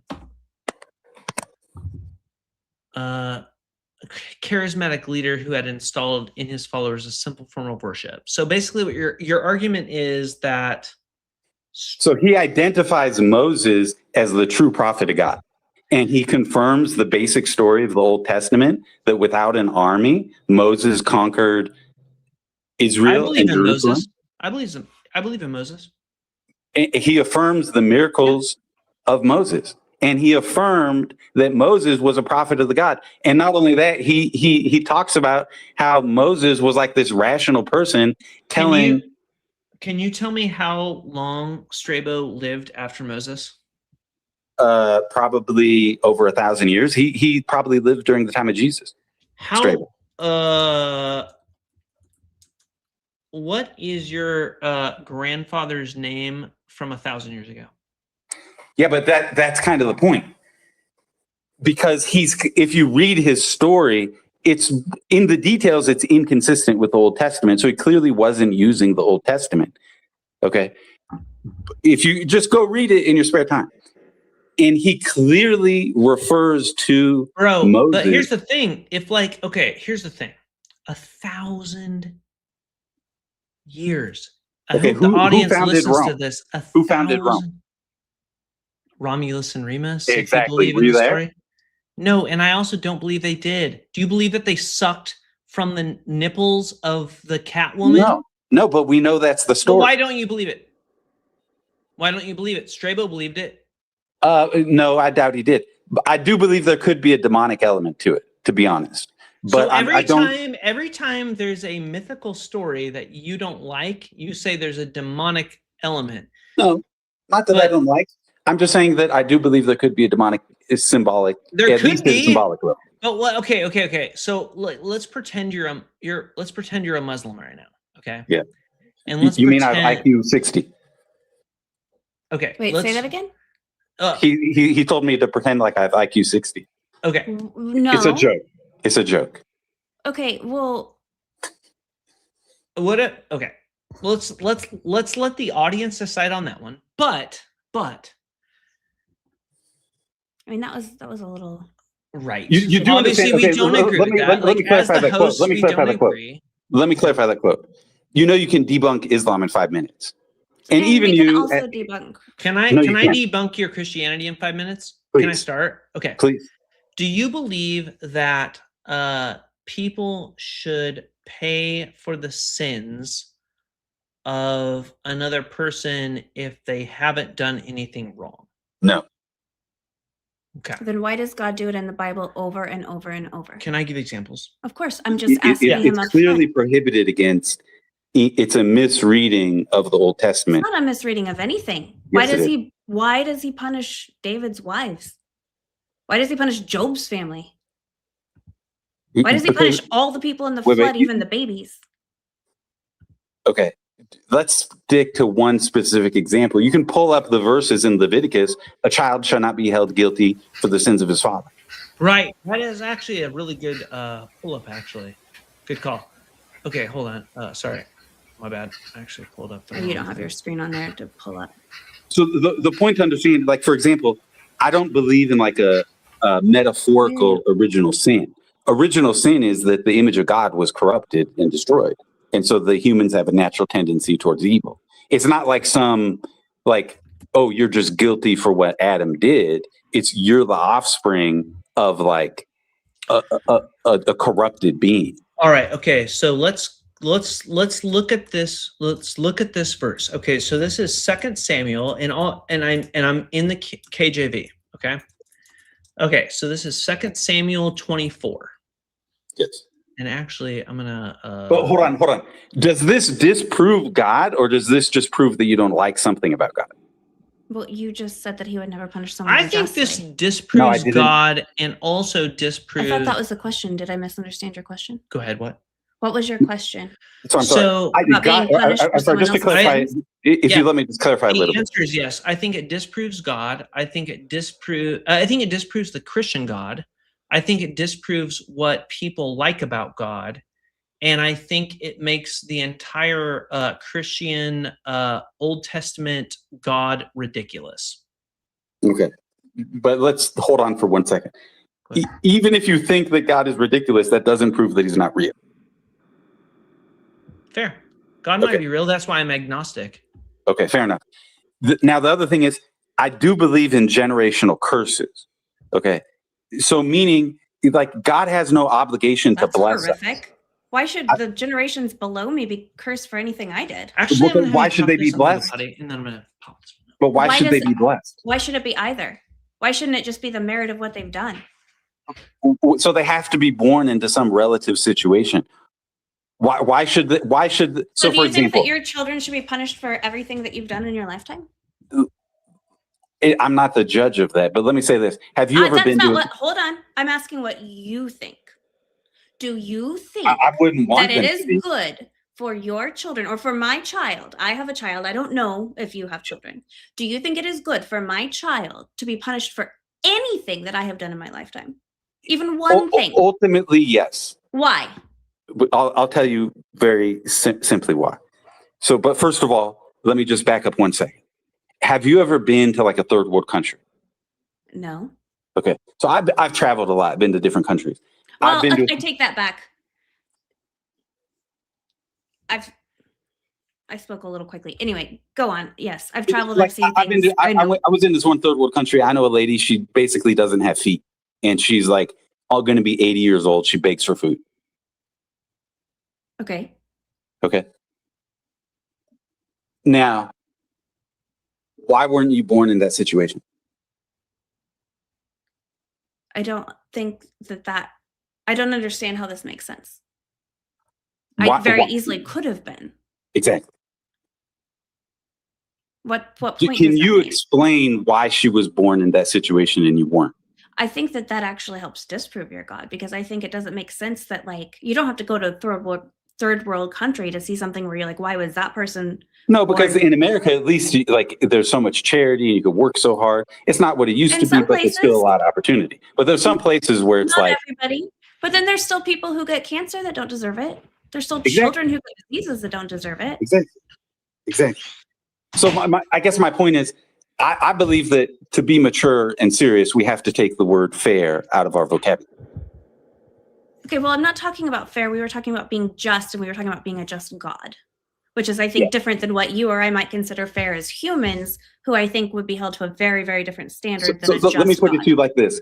Do you think that God owes it to you to be born in a first world country I don't as a think good God looking, is real, and I think that God person. isn't real because I can tell that if he was a good, and if you believe in the omni properties, if this was a good God, that these things wouldn't even be a discussion we were having. Why? Do you Because have the mind of God? I don't believe in God. I'm saying if I thought that there was an all-powerful God who could do anything he wanted, and if he was all loving and loved these people he created, that we wouldn't be having this conversation about why that woman didn't have feet and why that child had bone cancer and why this person is homeless and why that tsunami took out 8,000 people. If he loved us, he would have made it differently. Why? I mean, Why how would you can do you say that to that? anybody you loved? Would you do any of that to somebody that you loved? No, but I'm not as good as God. But he's the best. If he's all good, he's better than anything that we could consider good. I will tell you this: as a Christian, I totally No, agree. see, begging the question by saying, I don't know what God's mind is. We know what good and bad is, and those things are bad, period. No, because Yes. no, hold on. If you're going to try to defend childhood illnesses because you can't understand the mind of an all good God, then I think that's despicable. So first of all, I would just like to point out that we're just debating whether or not you like God. No, We're I'm not debating whether or if not God I is think that this God as presented to me that is all good and all powerful could exist. And I think okay. Well, that let me ask doesn't you make this: sense. why are you going to die, and why are you getting old? Because life has a time span. So The same who way as a created plant that time has a span? time span, and certain plants die in the spring and come back, and certain ones don't, or But die in the fall. why does that happen? Because of science. So science is bad. No, science is a Science is process. cool. Science is a process that happens to things, and it just happens naturally. So Science is just a method. It's not a thing. Science It's isn't not like a something you thing, can and put it's in a not a bucket. belief. It's a method. It's a process. Okay. It's like you test So something she would say not because of science. She would say because of nature. because of the The Yeah. death. Because of natural things that I can observe that can be tested. So what I would tell you is that your imminent death, and I don't mean that by tomorrow, but I mean No, I know. 50 Obviously, years, we're all going to die. in the scheme of things, all of our deaths are imminent. Yes. Okay. Your imminent death is proof of an angry God. No, my imminent death is proof of a natural cycle.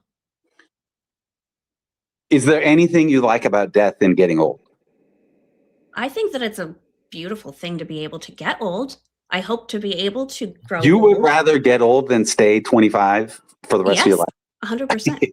First of all, I'm not 25 and I never want to be 25 again. I think that every birthday is a gift. I think that every year I live is a gift. I think Even that just for the body. I mean, come on, you got to be joking. I agree with you. It's good to get wise, but I mean, I got a few aches and pains. I'm not that I didn't talking have when I about was wisdom. 25. I'm talking about being able to live a life. I want to be able to grow old and see my daughter grow into a young woman and see what she You does could do with her that in life. a 25-year-old body, Why? That's weird. No, hypothetically. I've never said that I want to be young forever. I would not. If there was a fountain of youth, I don't think I would drink from it. I want to grow old with my husband. I want to see him in every phase of life. Well, check I this went out. You know what the Bible says? It says, all who hate me love death. And so I think it's interesting that you sort of hate God and love death. I don't hate God because I don't believe in him, and I don't love death. I'm saying that I love the idea of aging and seeing life pass and seeing phases of life. But Have you know, in heard the of- Bible, hatred doesn't really mean like passionate hatred, like you want to kill him. It's more synonymous with rejection. That's a traditional I didn't meaning say I of the word reject hatred. God either. I said I Well, if you reject. deny he exists, I you turn your back on reject him. the God that I presented with. In this case, the Christian God. So what I'm saying is that Hold on. We've been going back and forth a little, and I Please. don't want it to be heated. Like, No, 100%. I I think totally that we're respect talking what you're about really saying. important things, but I do want to let him pop back in and maybe 100%. offer a Josh, go perspective ahead, of jump coming in. back in. Tell me what you Well, think. you had mentioned that you don't think it's fair for people to get punished for the sins of other people. Yes, but in the direct and literal sense. But I do. What would be an indirect and unliteral sense? So let me give you an example. Yeah, Let's say give me my an dad was an example. alcoholic. Right. Am I going to suffer consequences of that in my life? Mhm. Yes. Probably. Is that going to deprive me of certain things? Is my childhood going to be as That's good? not you being punished it of a it. punishment? A consequence of someone else's actions that you experience is not the same as a direct punishment being Let's just go to granted the. Can we just go to the Bible and But if I could just say I don't want to something. set you up. I don't want to set you up. I want you to like hear the verse. Consequences and punishments are different. I'm just But putting. I would argue that they're not really different. Yes, they are. How is it much different? A consequence of getting in a wreck is that I could get injured. That's not a punishment. Nobody made me get in that wreck. A punishment is something I do to someone directly, or God does to someone directly. A punishment is what I do to my child when she doesn't do her homework. It is a deliberate. A consequence is an effect of something that happens. It does not have to be, my dog fell down the stairs and now she can't walk for a couple of days. That's a consequence. I stubbed my toe, I sprained my ankle. That's a consequence. A punishment is on purpose. Yes, but let me make just one important distinction. And I agree with you. And I think that's a very intelligent response. Thank you. I wouldn't deny that. It's a very intelligent response. But what I would say is that I think that distinction breaks down from your perspective, it's a hypothetical God. But if we're talking about a hypothetical God who's the source of all power, there's really no distinction. Because that distinction really only makes sense where our power stops. Then we say, look, if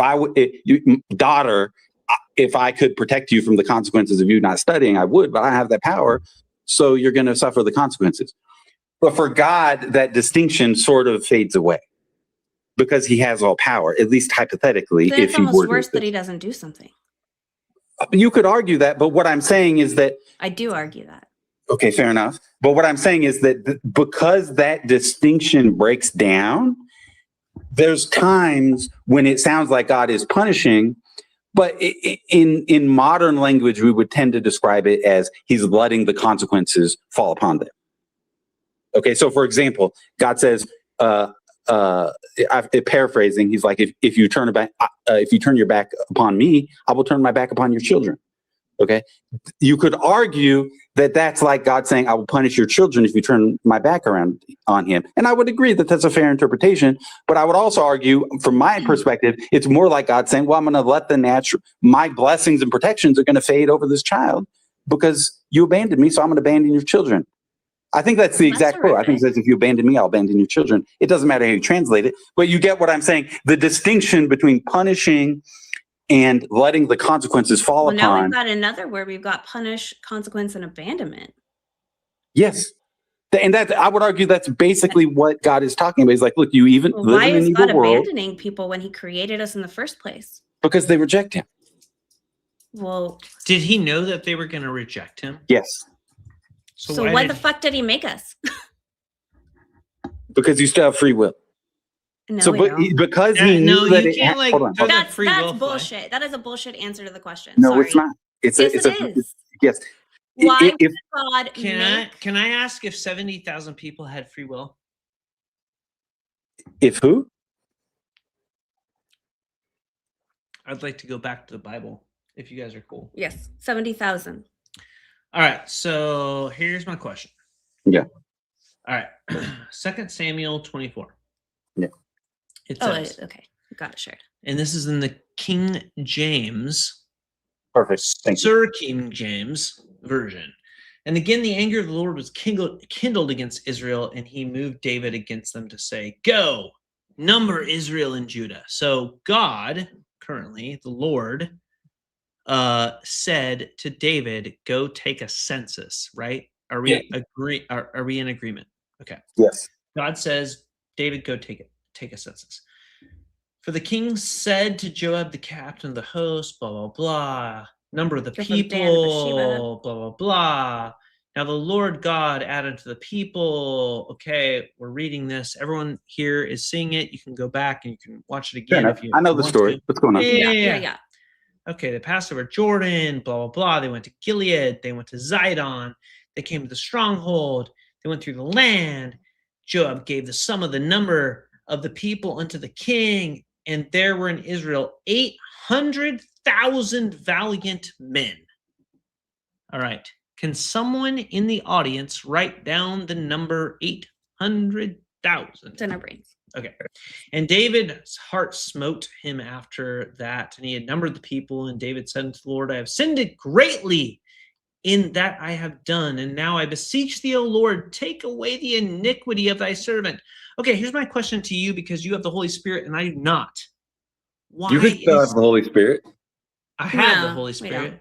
Now, it depends on which side of the coin you believe. If you believe once saved, but only saved, yes, I have the Holy Spirit, and yes, I will translate this. But if you believe that I don't have the Holy Spirit, I'll let you translate this. Why do you believe that David felt that he was sinning when it says David's heart smote him after he had numbered the people? Why do you think that? And if you want to kick it back to me because you think I have the Holy Spirit because I once was a Christian, I will happily take on that challenge. I mean, what's your specific question? My question Why is, does David why think he's is sinned? David feeling guilty? It said at the very top. Because Let's this go was back. something God didn't want him to do. Sorry. It said, God, Yahweh, Yes. moved David against them to say, go. So God told David to number Israel and Judah. And by that, you can read the next chapter. Well, And or this is the subsequent. part that's tough for Yes. people. The text says, God said, take a census. So why is David feeling guilty for But taking what census? does the first part of it say? Of what? The anger of the Lord was kindled against Israel. Okay. So let's say I catch my kid smoking and I'm like, okay, go smoke the entire pack. And then my kid smokes the entire pack and says, oh my God, I'm sick. I realize I shouldn't have done that. And I say, yeah. Why was God mad at David? And why was God mad at Israel to have him do the census? And we can, I'm going. But I forget the exact context. It's okay. But the point, I'm pulling it up. Nobody can remember this stuff, dude. I'm pulling it up. Hold on, I'm pulling it up because I don't freaking remember. but okay, let me tell you a story real quick. No, Okay. wait, we heard the analogy. Oh, it was This is- because of Uriah the Hittite. Oh crap. But hold on. Oh crap! It was because of Uriah. Do you remember the story of Uriah? Okay, you tell me your story, and then I'll tell you the story of Uriah the Hittite. Go ahead. Okay, Go. okay. Talk about. Do you have experience with animals? Mm-hmm. Mm-hmm. What type of animals? I grew up on a farm, so Okay. I know like Midwest Nebraska animals. Okay, perfect. Yeah. So I've experienced handling dogs, for example. Okay, fair. And I love my dog, a perfectly trained dog. And one of the things I know about dogs is they're very territorial. And I have an unneutered protection dog. And one of the things I hate is that around where I live, every once in a while, a stray dog will show up. And then all of a sudden, your unneutered dog is making puppies. Or he's going to try to kill it, basically. I mean, he's a friendly dog. Fair. Yeah, but super fair. Yeah. Because what'll happen is that then someone will start feeding the stray dog, and then he'll hang around. Then the stray dog will get territorial, and then it'll lead to a fight. You see what I'm saying? So what I try to do when the strays show up is I try to shoo the dog. Okay. Okay. So one time, this big stray dog, it was a big German Shepherd mix, very big German Shepherd dog. He came and he's hanging around our house. And so I got my dog and I went outside and I shooed him with my dog. And then one of my neighbors saw and he got really pissed. I was starting to cause a dog fight. And I hate dog fights. I'm trying to avoid a dog fight. But my point is nip it in the bud, because this dog, I'm avoiding a fight by allowing my dog to be territorial. Okay. You see what I'm saying? So, but what I'm saying, you could understand how if my neighbor just saw me go outside and confront this dog with my dog, that he's like, oh, this guy's crazy. He's just trying to cause a problem. Okay, but this so how do you verse tie that into was commanded. God commanded David to take the census, and then Your David neighbor didn't took command the you to go census, outside with your dog. You and went then outside with your God dog. was mad at David for taking No, the census. no. Tie that together. God was already mad at David. Okay. When he said go number the people. I think that's the part you're getting mixed up. And so what I'm saying is a general comment about all the little Old Testament gotchas. Oh, well, why did God slaughter all the women and children and all the pets? Okay, and so my point is, so what I'm saying is that you're looking at things where it's just a minor record. You weren't there, and it doesn't speak to the broader character of God. Everything you need to know about God is on the cross at Calvary. Okay. Okay. That's a different night. Hopefully you come back for that. Yes. Can I summarize what you're saying and tell me if I'm wrong? Yeah, Please. That's a good idea. So what you're saying is that God was mad at Israel And David. and David. And he's like, Do we know he was mad at David too? well, it was about the Uriah the Hittite thing. He was pretty pissed. So God was pissed. I was Yeah. asking that for my clarification, right? Yeah. That was not me being snarky. So- I just Yeah. And David as the king is like the representative of Israel, so the kind okay, of synonymous. thank you. Is that true? So God's mad at Israel. God's mad at David. God's like, take a census. Yes. As we see in this verse. It's on the screen, right? Yes. God's like, take a census, bro. Yeah. And David's like, all right, dude, I'm going to take a census. So God takes a freaking census. So David takes the census. Yeah. David takes a census. And then, and Kevin, please stay with us because I'm here, this dude. is going to get good. This is going to get good. Okay. So they've gone through all the land, 9 months, 20 days, very specific, not 21 days, not 19 days, very specific. There's there 800,000 men. David's heart was smote after that because then David said, I have sinned greatly against you, dude. And actually, you know what? Yeah. Let me tell you a story. Go ahead. This very night, Adele and I went to the refrigerator Oh no. and there was not 7 pieces of leftover pizza, but 3 pieces of leftover pizza. And my son had taken our leftovers and ate them. And we were pissed. We were like, bro, you have offended us. You have caused an affront to us. I mean, yeah, that was my pizza. That was her freaking pizza. We had a whole conversation. It was heated. Don't get on mom's pizza, dude. Exactly. So we were like, dude, you took a freaking pizza. What the hell, man? Leftovers are sacred. Agreed. We're now keeping them in the I'm basement. not big on leftovers, so whatever. It's okay. Pizza, though, reheats well. But I'm just saying. Like, Anyway. okay, so. The analogy stands. Okay. So David does that. God's mad, and we get why God's mad, right? Because, okay, I was mad at you for the Uriah thing, okay, et cetera, et cetera. Okay, when David woke up in the morning, the word of the Lord came to him and said, go to David. This is Gad. Go to David, say, I am offering you 3 choices, David. Yeah. Okay, choose one of these 3. So Gad came to David. I love these repetitive things. It actually makes this very easy. It says, you can either choose 7 years of famine, 3 months before your enemies, or 3 days of pestilence. Okay, so what are the numbers here? 7 days Well, of we're not talking famine. about the contradiction right now. We're talking about the punishment. Is there a contradiction? Well, there is a contradiction, but right now our point is the punishment. Oh, I was teeing that up, you see. Okay. But 7 years of famine, 3 months before your enemies while they pursue you, yeah, or 3 days of pestilence in the land. Yeah. What are you going to choose? Now, my question is, what does David choose? David said, I'm in great trouble. Let's go with... Hold on. Yeah, go ahead. You're drawing out the argument, which I get, and I think everyone can get it listening. No, you don't actually. There's 6 arguments here. But you can go with the But we don't want to go through all 6. But I mean, just give me your best one because we'll be here all night. Okay. Because I let you gloss over Strabo. Okay. I'll go fast. All right. So the Lord said, I'm going to go. So David said, I'm going to go with. Wait, what does it say? So he basically like tosses it back to God, and God says, I'm going to go with the pestilence.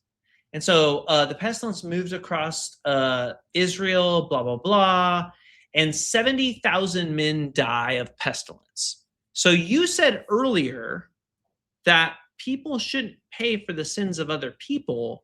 Where does it say that they died where does it say that they were free from some guilt? Where does it say that they had guilt? Right there. You see that? I highlighted it. What verse is that? 19? 15, 15. actually. It's hold on. It's 2 Samuel 24:15. Okay.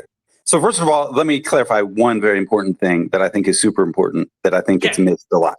I Okay. would like to hear the super important. This is very important. Yeah. The Bible 100% teaches that death is not necessarily a bad thing. Because you For get to skip 70,000 off to people? fairyland. For some 70,000 people. But what about before Jesus, man? Where did they actually, let's not go down that They rabbit just hole. went to the land of the dead. They went to hate. You're dodging the Yeah. you're dodging, bro. No, I'm I'm only not. No, I'm looking not. for- Because wait, hold wait. on. I Because will let you're you go. hold on, please. I just wanted to interject that I want you guys to finish this thought to a point where it wraps up, because we do have someone in the queue and we can't go all night. So what I was trying to do is say, both of you, I'm ready to like, go all night. we can't go completely down this rabbit hole, but we can put a I pin don't in it know, for another man. conversation. Now I'm throwing it back to you. Sorry, I wasn't trying to cut your point off. I just wanted to say, hey, you two. I don't this is know. your- I feel like Kevin is a John has great, been waiting for a very long time. Well, John I can do have pick to up where go Kevin anyway. leaves I do off. have to go. Yeah. What Okay. I'm saying is, like, let's draw 100%. this point out. But I was just trying to say, 100%. sometimes I try to. Thank he, you, He Adele. tells short stories long. You know what? Not long Josh story is a short. smart guy, and I'll give it to Yes, him. yes.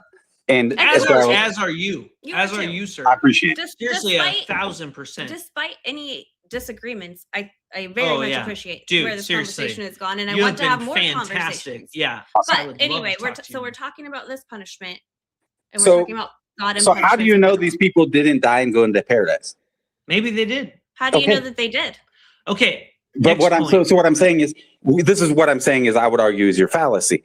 You're definitely reading into it what I would call a pagan, atheistic worldview, where death is some like unspeakable evil.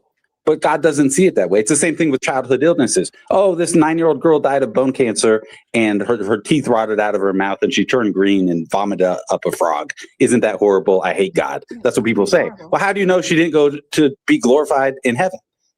If she went to go be glorified in heaven, that's better than being on earth. True. Being on earth is not that great. I mean, so here's my newsflash. question. If you believe that the Bible is 100% true and that it's God breathed, then why are the numbers different? Why are what numbers different? The numbers of who died in the plague. The I mean- numbers of what the punishments could be. I mean, we could go through stuff. I will be 100% frank with you. There's some stuff I don't understand in the Bible. Like, Do you know when why? I say I believe, Can I tell you why? Actually, this is not a gotcha moment. Actually, this is not a gotcha moment. I'm gonna actually tell you why. you're going to tell me why you think why. Right. I'm gonna tell you why I think why. Fair enough. Please tell me. Okay.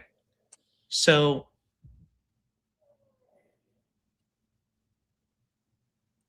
there were 2 tribes of Israel in the beginning. There was the Yahwehs, which were in Judea, Judah, Benjamin, and there were the 10 tribes of Israel, Ephraim. Okay, so when you read in Isaiah and you see Ephraim and in the prophets, those were the northern 10 tribes. That was the Elohist source. Okay. Yeah. And then But, what but happened I know was, the basic gist of what you're saying, that it's basically historical revisionism to compromise between the competing tribes in Israel, basically. And that because of that, there's leftover inconsistencies because they were doing various like shout outs and payoffs to the different groups, and the text is a compromise. So if you took so you know how like Martin Luther took the book of James and ripped it out of his New Testament and put it in the back of his Bible? Are you familiar with that? Yes. What you need to do is you need to take Chronicles and rip it out of the Bible, put it in the back. You need to take Ezekiel, rip it out, put it in the back. You need to take all the Aaronid, Zadok sources of the Old Testament and rip them out, because they're going to contradict with all of the Levite sources of the Old Testament. Now, if you rip all of them out and put them in the back, you will have a cohesive thing and you won't have these problems, because guess what?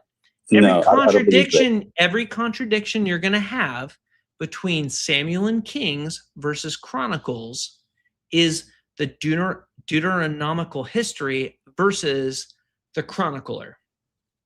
No. Let me. It's the same thing as Q source. You know about Q source? Yeah. For the New Testament. Explain Q source. Q source is that there was an original New Testament manuscript that is now lost. That was the basis for the 4 canonical gospels that we have now. Interesting. Basically, okay. And so they basically say that like the original New Testament is lost, and they try to reconstruct it, and that's why there's certain overlaps, and that's why there's certain corruptions between them, etc.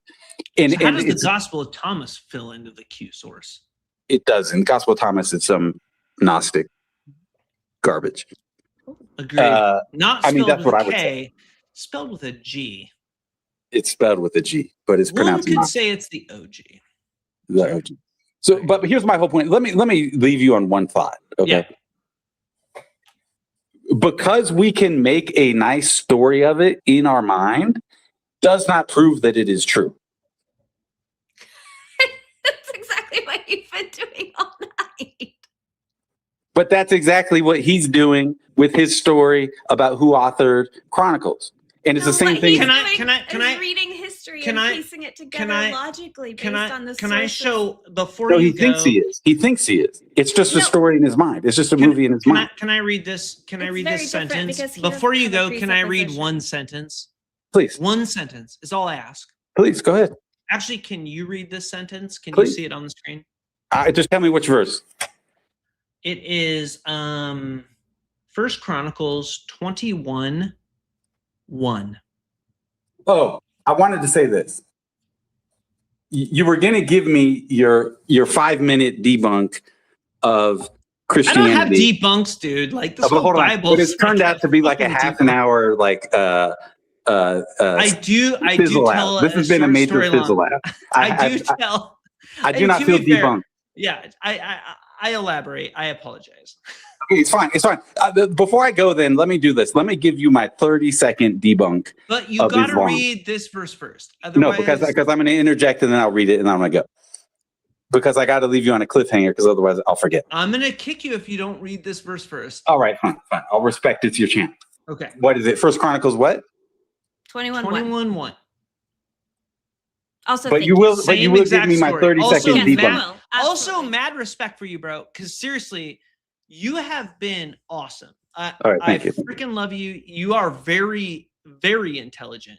Very thank you very much. intelligent. Yeah. And seriously. Satan stood up against Israel and provoked David to number Israel. So who incited David to take the census? Was it God or Satan? Because we're 2 Samuel versus First Chronicles. Okay. Like So which perfect. one is right? Because that is So that is a black versus white, like God versus Satan situation. Like That's a which good is point. it? I Okay. think that's a valid point. Okay. That's not like a scribal error, dude. You don't like accidentally mistranslate Yahweh Okay, 100%. or the deceiver. My understanding is that this is like among the best you got. Because I gave you among the best I got. I'll admit it. No, I've got This is tons just- more to Hey, come back. We've I've got just tons more. started. I know. But I did I've got ask- tons more. Tons In all honesty, I did ask. I said, give me among your best. I damn, acknowledge it's not. bullshit. Okay, Sorry, I've got way more. Come back. We Come go back. down rabbit holes Subscribe. based on where the Please subscribe because we've conversation got is way, going. way Yeah, more. There's than, a lot. This Hold is on, nothing. Wait. Yeah. Okay, Sorry, because we're all what I'm talking going to say over is, each other. We're gonna get if this excited. is your best dunk It's on not my Christianity, best. It's not my best. I'm very This is disappointed. easy. I can lay up, dude. I'm like Michael Just- Jordan. Yeah, Go ahead. there's Okay, a you lot understand we can go to. So first of all, there's nothing in. So let me give you an example. Let's say I have a drug problem, and Satan comes up and tempts me with cocaine, and God is angry with me and says, "Hey, why don't you go do some cocaine?" And then I go snort a bunch of cocaine. So Now- God used Satan, and Chronicles knew that. So Chronicles is saying, because I was an apologist, Kevin. I was an apologist. But that doesn't. So- but here's the so thing. God You could have just used been. Hold on. Satan and- What were you, a Catholic apologist, or what were you? A Protestant. A Protestant? Because here's the whole point. Let me just tell you something. I believe there are saved people with horrible theology. You could have been wrong about a bunch of your apologists, but that still don't mean God. What I'm saying is, you could have had a bunch of dumbass bullshit apologies for Christianity, but that doesn't mean God don't exist. It just means you just had bad apologetics. Maybe Islam's correct. Okay, let me give you my. But we can agree. There's no fundamental contradiction here. So I'm going to do this. There's a very fundamental contradiction. What's the contradiction? One verse says Satan did it, and one verse says God did it. That's literally no. It says Satan provoked, and then it says God said. They're two different things. If it would have said God said and Satan said, and it was the same quote, then I would agree. Like, what the heck? What's the That's difference? not what it says. You're splitting a hair. And no, God it's not a splitting of a hair. moved David God against moved them. and Go Satan and provoked. number Israel and Judah. He said. That's the same. Where did Satan say something? Do you want to go to some more? Okay, no, we said we were wrapping this up. But hold on, give me my 30 seconds slam dunk on you, sir, because I'm going to show you what a real debunk looks like. I'm going to show you what a real debunk looks like. Will you guys give me my 30 seconds, please? Give me my 30 seconds, bro, and I'm going to bounce out. I got you. All right. It's literally and then 30 John seconds. is next. John, don't leave. We got you, John. Here's my 30 seconds, bro. Yeah. Okay. Islam affirms that the Old and New Testament are valid. The New Testament clearly says in 1 Corinthians 15 that the gospel is that Jesus died for our sins, was buried, resurrected on the third day. Do you doubt that? Yes. Galatians 1 says that anyone that teaches any other gospel is what? Galatians 1, 8-9. Mr. Apologist. Heresy, essentially. They're accursed. Yeah. They're accursed. Okay. What does Islam teach? Well, that Jesus didn't die. But you're basing it off of the fact you're presupposing that what you're saying is true. They affirm the validity of the New Testament. What if you presuppose that Islam is true? It can't, because it logically self-destructs. Because what I'm saying is you cannot have a prophet of God who's cursed by God. If the Bible says anyone who teaches any other gospel is cursed, and they teach that Jesus didn't die. No, that's an interesting point. Actually, I'm going to use that. That's pretty solid. A very strong debunk. Yeah. So I'm saying, okay, that's all. Thank you very much for my 30 seconds. No, actually, dude, I seriously appreciate that. Also, definitely, if you can, come back, because I mean, I feel like there's 1,000 rap drills. There's 1,000, and we can't do 2 hours. The only reason we do this is because we want to engage smart people, and you are a smart person. We appreciate that. Let me just say this shout out to you guys. I'll give you this one thing. Like, you guys are smart. And Adele, I know you were laughing at me like, oh, I'm telling you, like when I was talking about people make up movies, and then you're like, well, you make up your movies into your head. You can have that perspective. That's totally legit. But all I'm trying to say is you got to worry, and especially for Josh, the smart man's trap is inventing his own intellectual maze and getting trapped in his own intellectual maze. That's why I will just frankly admit to you, there's stuff in the Bible I can't explain, because I no longer lean on my own intellect. And the reason that I said that is because you were presenting verses that you thought sounded a very particular way. And what I was trying to say is that I think you're coming to it with a preconceived bias. If you read Daniel, I'll leave a comment. I'll leave a comment on your channel. Please do. And you go read Daniel 9 and come back to me and tell me. Here's the thing. You're assuming that we haven't read this. Like, we have studied so much, like not just the Bible itself, but biblical history, other like ancient history, other religious history, like the Epic of like all we do is share an Audible account and read about history. Do you know how many people hate the Christian God? And what I'm saying is you could spend 10 lifetimes. It's about trying to figure out what's true. You could spend 10 lifetimes reading anti-Christian, atheistic literature. It's not anti-Christian. Why are you assuming I said that? I'm talking about religious texts. I don't know, man. I have read tons of religious texts themselves, not just books about them. All right, here's the one thing. One last thing I'm gonna go. I swear. Yeah, I promise. I shouldn't swear. The last word, bro. Yeah. Okay. Here's my whole point. I understand that a lot of people feel like God is cruel for the things he's done and for the things that are in the Old Testament, etc. I understand that, and fair enough. The reason I brought up death is because I wanted to leave you guys with this thought. My point is that the fact that we are dying, the fact that everything is dying, look at the earth. The earth has become a type of death machine. You know, go look at a forest. Everything in there will be dead in 100 years. Okay. Endangered animals, all kinds of things. Yeah. So all of that is the mark of the same anger that you see in the Old Testament, which does legitimize and validize and is evident. I know it's not a word, and does validate. I knew what you meant. Yeah, it does validate that Jesus is God, that Jehovah is God. The same God who would obviously we kill disagree man, on woman, that and child. thing, but- Like people tell me, oh, do you believe that God killed man, woman, and child? I say, why would you be upset about God killing man, woman, and child? God has killed every single human being that's come into existence. How does that make it better? It doesn't. That's my But whole it's the point. fact that it's It reality. doesn't have to happen. If he's all powerful, none of it has to happen. Of course, it But- doesn't have to happen. But what I'm saying, the fact that it does happen is the fact that he is real. Horrible. So this is a perfect example of why Kevin subscribed, because we always like do our channel like 2 hours beforehand. So like you'll We tried know. to. Today Yeah. we were like 1 hour. 1 or 2 hours we're going live, but we would love to have you back, dude. You are very smart. And just because we're pushing buttons at each other It's fair does enough. not mean that we're not enjoying the conversation trust or me, want to do. I I would learned- do this for 10 more hours, but we can't do that. I all learned night, from so. you on this live. Yeah. Like I We have- have Google We searches have now stuff bookmarked that to I read, didn't know before. So and like, we Alright. can get thank that. you. Yeah. All right. God bless you guys. Probably. You have a good night. Thank you. Thanks for coming up. Yeah. Give us Dude. 1 second before we pull up John. We can. Dude, John debrief John that. is up. John, you're coming up. Adele, you're getting I'm getting rum. she's getting rum. Dude, Kevin, big, honestly, I say big W to Kevin. I think, I don't know, man. I think Kevin had, I think he was like really, like, I don't know. Actually, I really appreciated that. Well, Honestly, it's not that I don't appreciate it. I do still think that there were some presuppositions, but Yeah. of course there are going to be. Yeah, I mean, I have presuppositions, man. So, and I'm I saying, just think that the man. difference, and he was skirting around it and missing the point right at the end there, where it was like, well, you guys think X, Y, Z, and then it's bad, and it's like, well, here's the thing.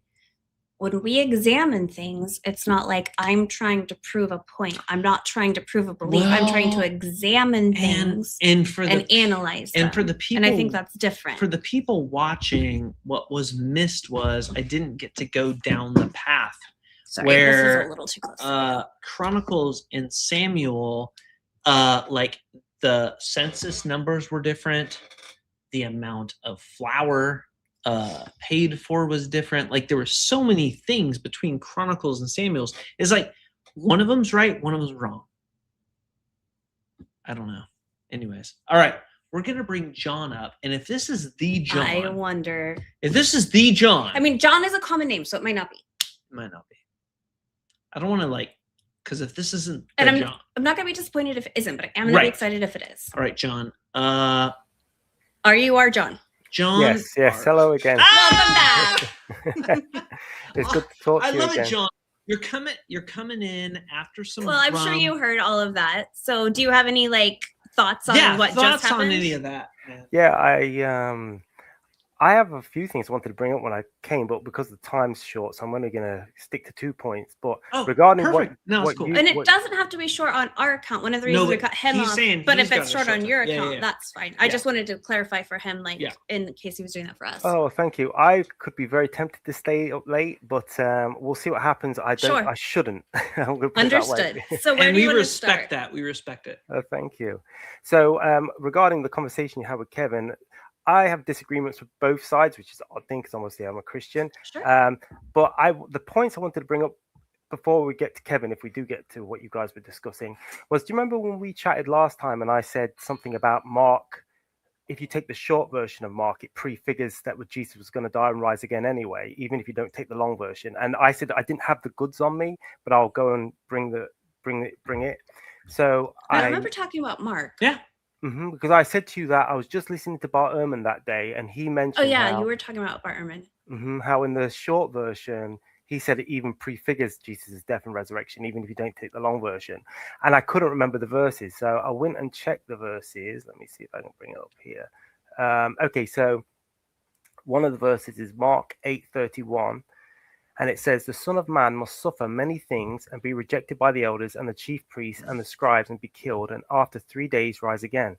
So this is obviously in the short version. So the short version obviously has the concept of Jesus die and rise again. In Mark 9:31, the Son of Man is going to be delivered into the hands of men, and they will kill him. And when he is killed, after 3 days, he will rise. And then Mark 10:33 to 10:34, it's just a more detailed prediction of his condemnation, his flogging, and all that, and rising again after 3 days. And so I went on AI as well because I knew this, but I thought I'd better check. You know, the long ending of Mark is quoted quite heavily by early church fathers like Irenaeus, Justin Martyr, and I don't know how to pronounce his name, Tatian, I think.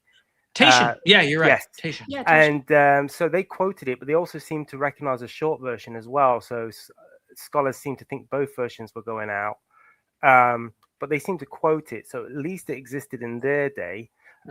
So I don't think that I'm not saying I believe the long version is legitimate, but what I'm saying is it seems like it's more possibly legitimate than something like in John's story where Jesus says, Hughes, that's it. You remember the woman caught in adultery.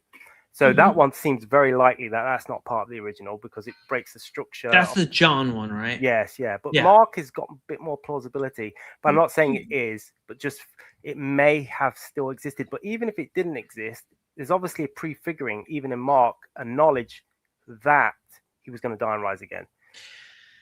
By his own predictions. And actually, let's so for the audience, because we've got like a lot of great viewers here. Like for the audience, like Mark was the first gospel.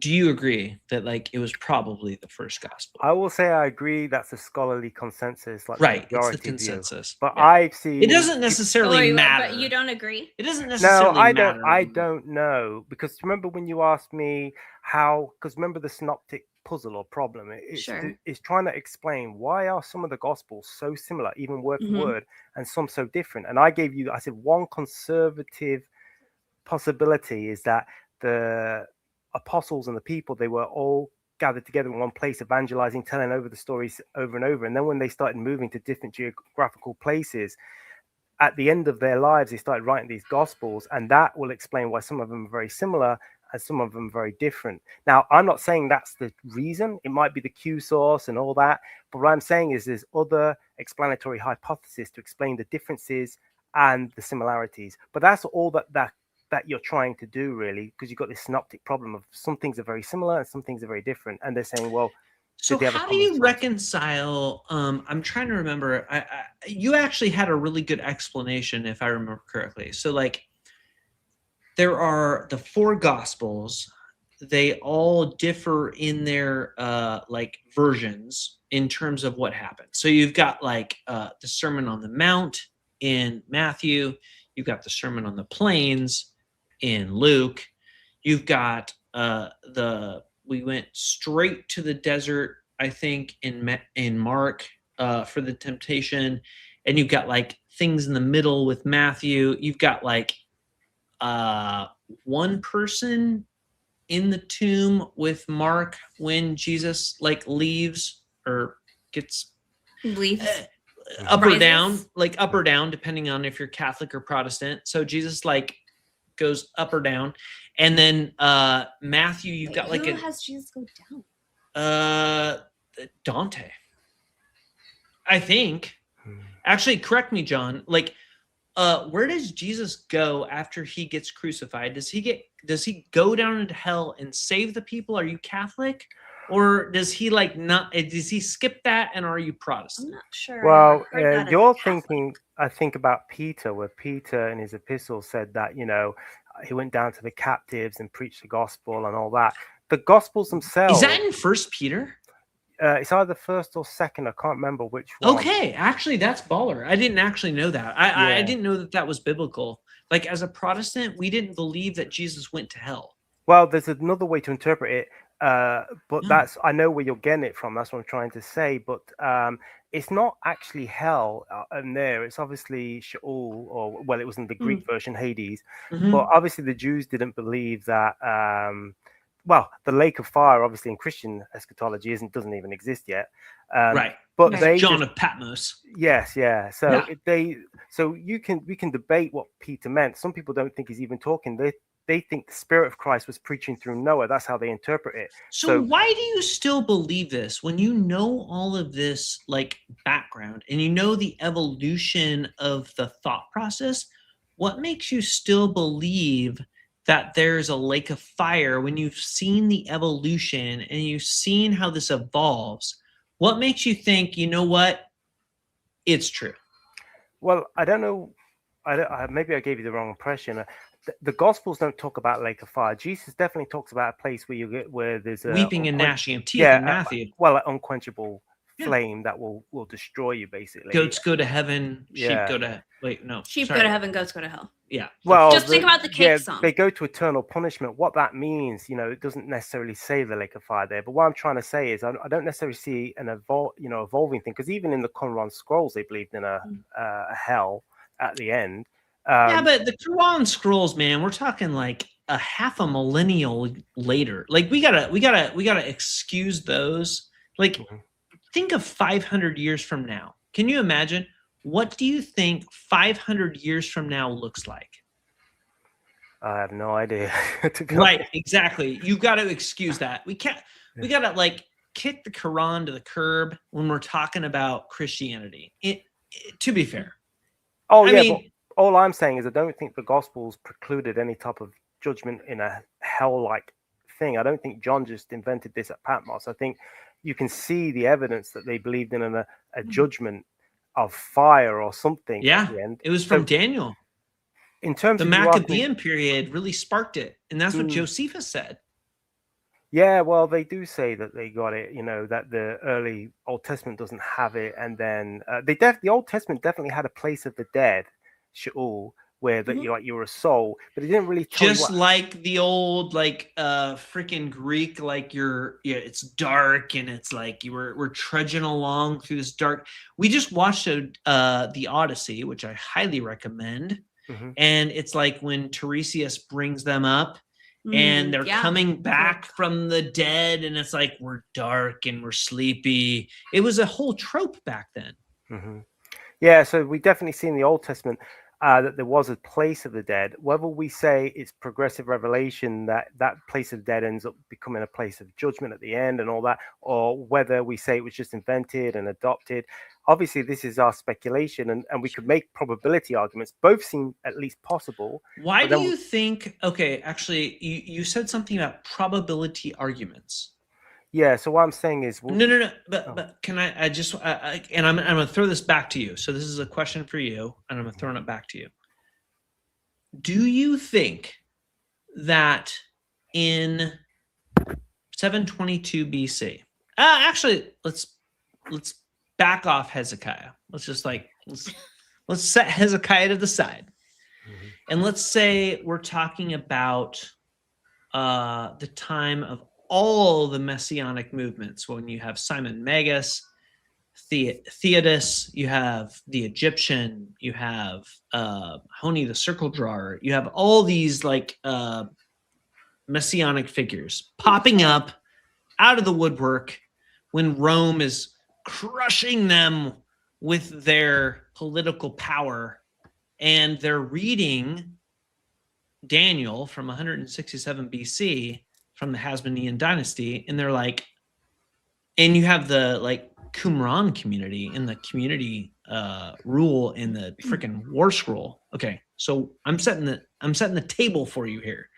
Like, why do you think that why do you believe that what they said based off of that whole tablecloth that I just set is true now, 2,000 years later?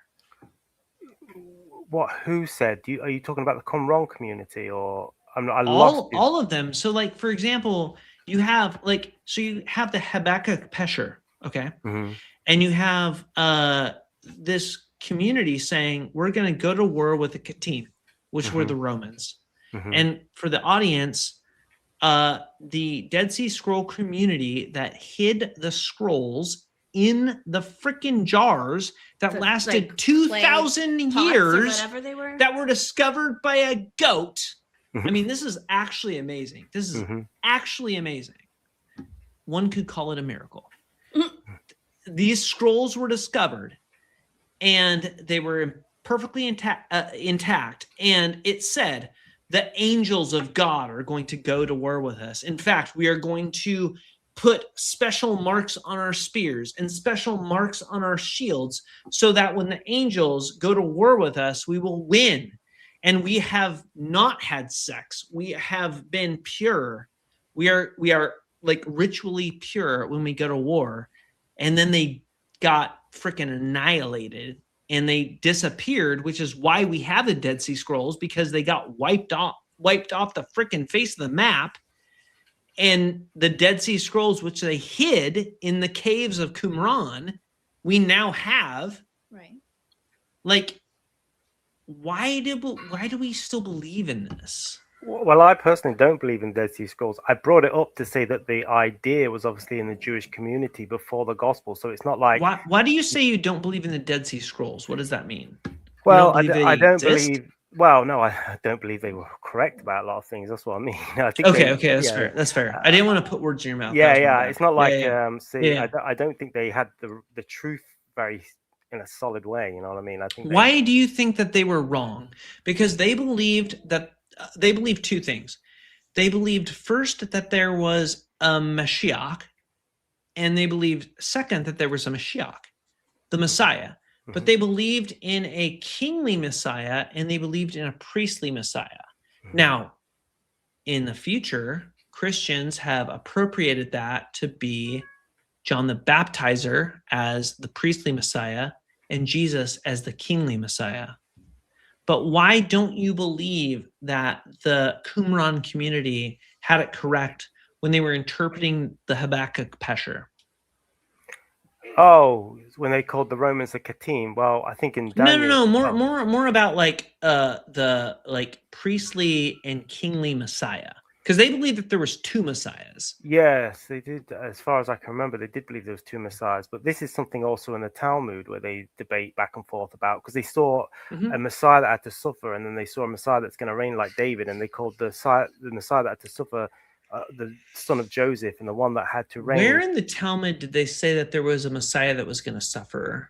I can't remember. This is something I looked into a long time ago, but there's this idea of two Messiahs, at least in the rabbinic writing somewhere. I know where you're trying to go is Isaiah 53, but that wasn't technically part of the Talmud or any... No, I'm saying that there's a rabbinic interpretation when they're trying to understand, to make sense of the Old Testament. They notice two types of Messiahs, one that's going to come lowly on a donkey, and then one that's going to come conquering as a king. And so one of the interpretations they came up with, they said, well, if Israel's in sin, then he's going to come humbly.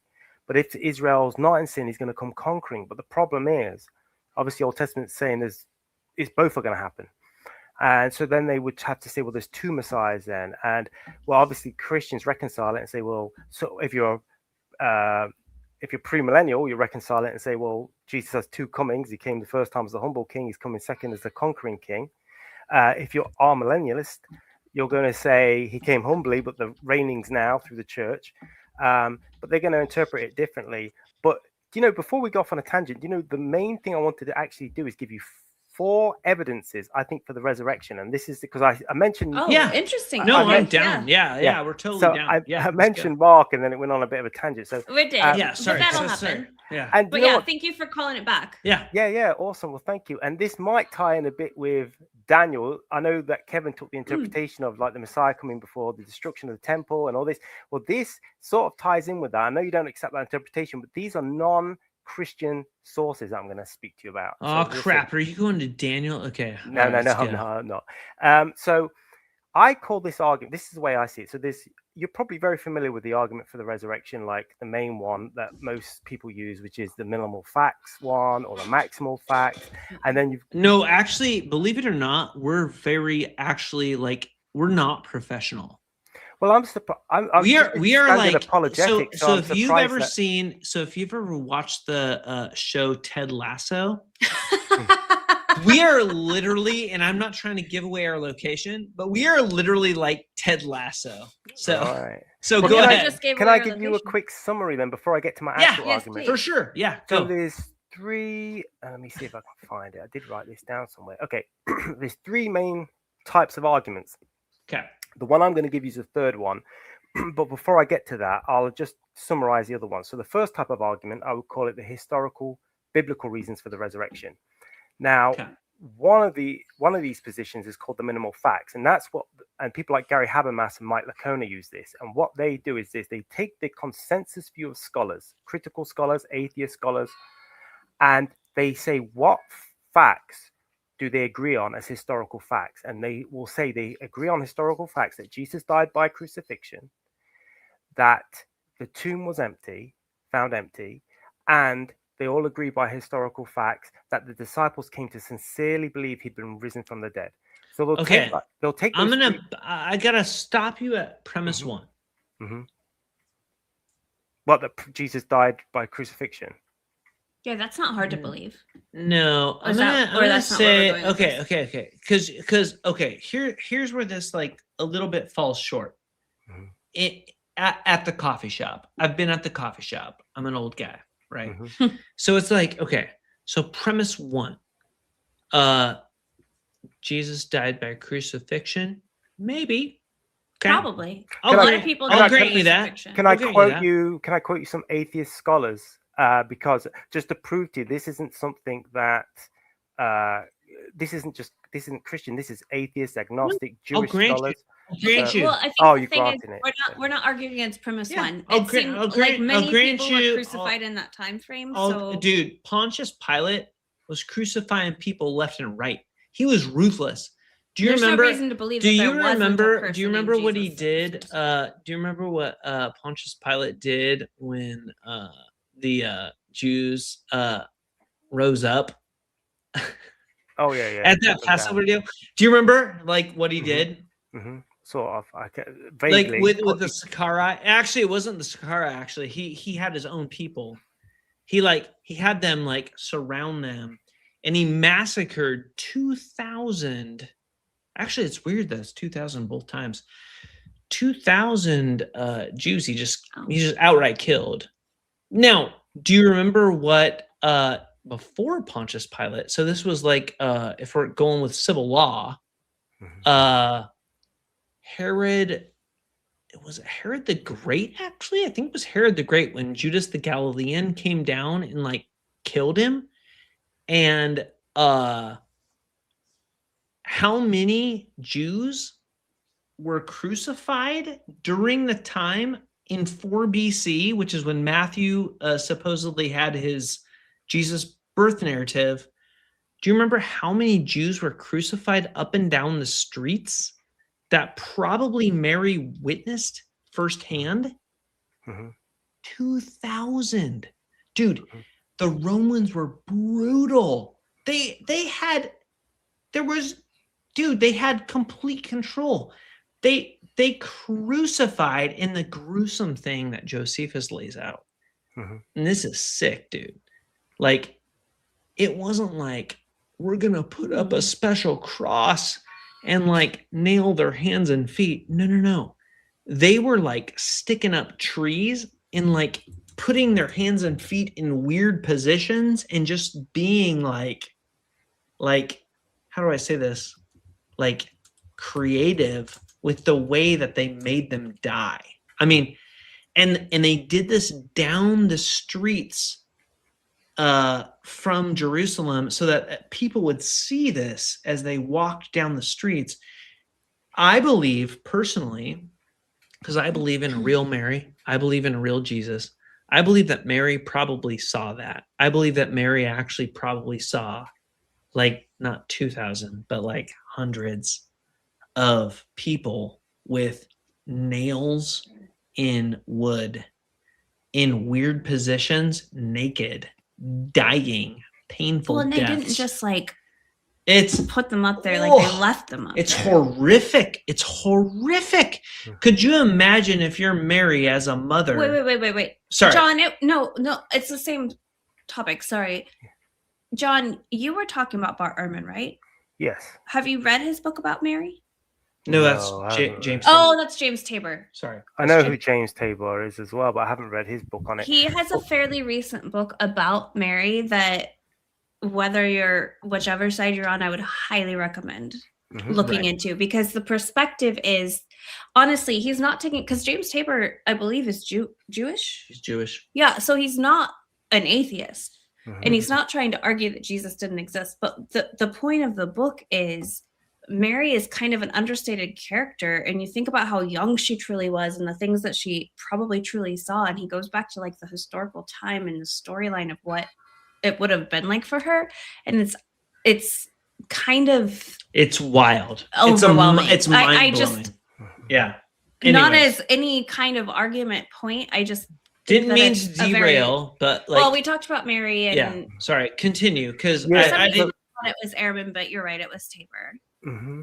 So the thing is, I was only trying to summarize these arguments. I wasn't trying to argue them. So I didn't want to like get into details because I want to give you my actual argument. So I was just trying to summarize to the Yeah, arguments absolutely. that exist, because you said you never heard them. So the way that they argue, then they say, well, the consensus of scholars, whether atheist, Jew, agnostic, all agree these three facts: that Jesus died by crucifixion, and they quote them, that the tomb was found empty, and Sure. that the disciples came to sincerely believe he'd been risen from the dead. And then they argue from inference, the best explanation for that is a resurrection, and there's no alternative. Now, I'm not arguing that. I'm just trying to summarize it. So Sure. I And I think that you can agree with the 3 points and not agree with the conclusion. completely. So they Okay. argue the But 3 yes. points based on a consensus of scholarship, and then they say you can either reject the consensus or accept it. But if you accept it, then we're going to argue to inference of best explanation. Now, I was just trying to summarize it. Got it. I won't even do the second argument because I think I'm just going to give you my actual argument, so I don't beat around the bush. So the way I frame this argument is this: it's called significant correlations, and I'm going to give you an analogy. Imagine you're walking down the street and a man runs around the corner and says there's been a shooting. As he tells you that, and then you see another person walk around, they're bleeding. Another person walks around Sure. screaming, and a police car goes flying Wouldn't by. take you long to Yeah, either you would run think, or help or whatever. well, no, you would think that even if you didn't know whether to believe them or not, you would think those other things are very significant correlations that would very unlikely be true unless he was telling the truth. And I'm going to try and give you 4 significant correlations that I think just seem very odd if Jesus didn't die and rise again and with all his claims of messiahship. So the first one I'm going to do, I'm going to quote a Chinese emperor from AD 31, and I'm going to tell you what this Chinese emperor had to say. Let me bring this quote up. Yeah, what's his name? Oh, well, I'll give you the actual sources, though. Don't worry. You can check all. This is 100% legit, so you can check it all. But let me just. Do you know what's crazy? I had it up, and then I've got rid of it. Well, so there's part of me that wants to just like we put things in tabs so that we can go back and like read more later, because regardless of our viewpoint, we do love to like read and study. Well, that's awesome. So this is from a Chinese emperor in AD 31, and I'm going to give you the quotes, and then I'll give you the sources. Okay, so here's the first quote.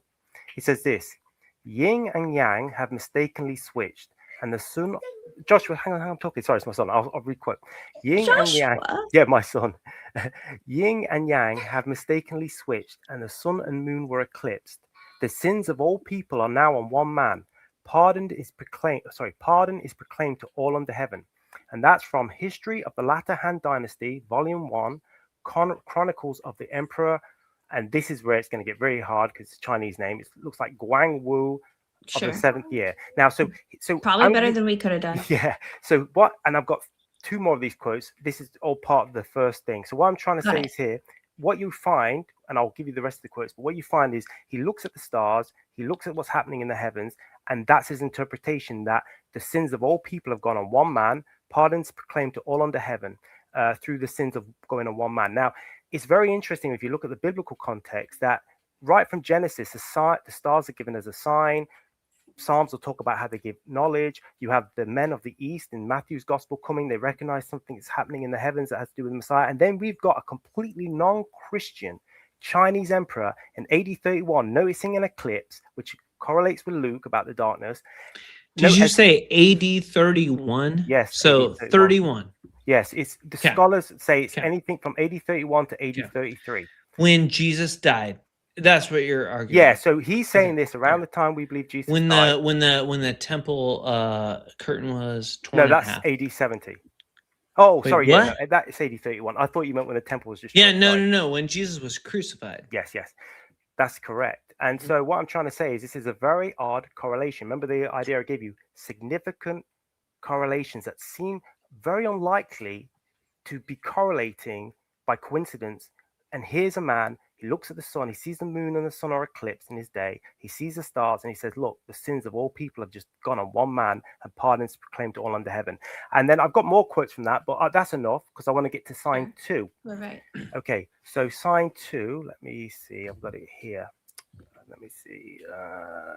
No, I appreciate it, actually. Okay, so this one's really interesting. This is from Yoma 39b, which is a Jewish text, right? It's Yoma, Y-O-M-A 39b. And in this Jewish text, they do not understand why God would not forgive their sins for 40 years from the time of the destruction of the temple. So from AD 70 to AD 30, they are perplexed in their own writing. Now, this is a hostile witness. They don't even think Jesus is an option.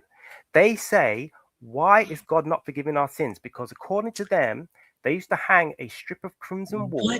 So what is the area that this is happening? This is Jewish text. Okay. So you can go check it. It's Yoma, Okay. Y-O-M-A 39b. Okay. And it's part of the Talmud. All right. Okay.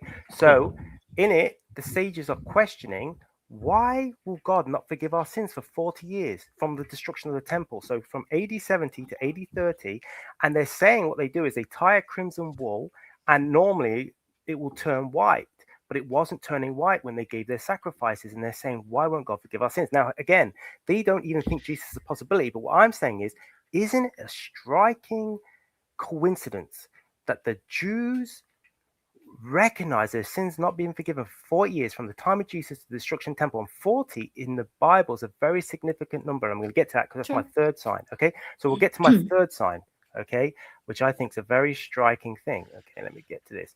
So the temple, this is the third sign. This temple's destroyed about 40 years after Jesus' death. Now we know 40 is a significant biblical number. 40 days in the they walked in the 40 years they walked in the wilderness. Also 7. Yes, yeah. Also 10. But 40 is also 12. Yes, yeah. But what I'm trying to say, 40 is hold on. recognized as a generation, right? Yeah, so 40 is a generation. So which is why it's weird that people, the young Earth creationists, do that 40-year thing.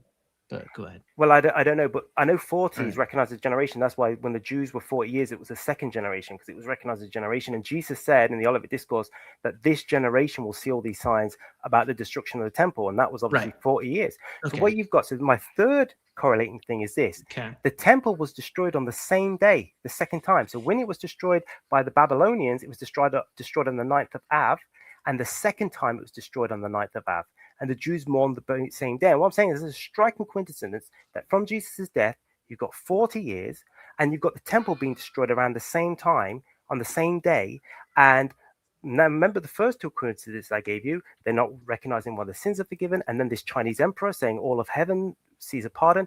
Now I'm going to get to my fourth striking, interesting, significant correlation. Yep. Josephus. Go. Josephus records armies in heaven. Boy. Okay. I'm a big Josephus nerd. Okay. Go ahead. This is what he says. Okay. He says, besides these, a few days after the feast, on the 1 and 20th day of the month of Artesimesis, or whatever it is, a certain prodigious and incredible phenomenon appeared. As I suppose the account of it would seem to be a fable, were it not related by those who saw it, and were not the events that followed of it so considerable a nature as to deserve such signals.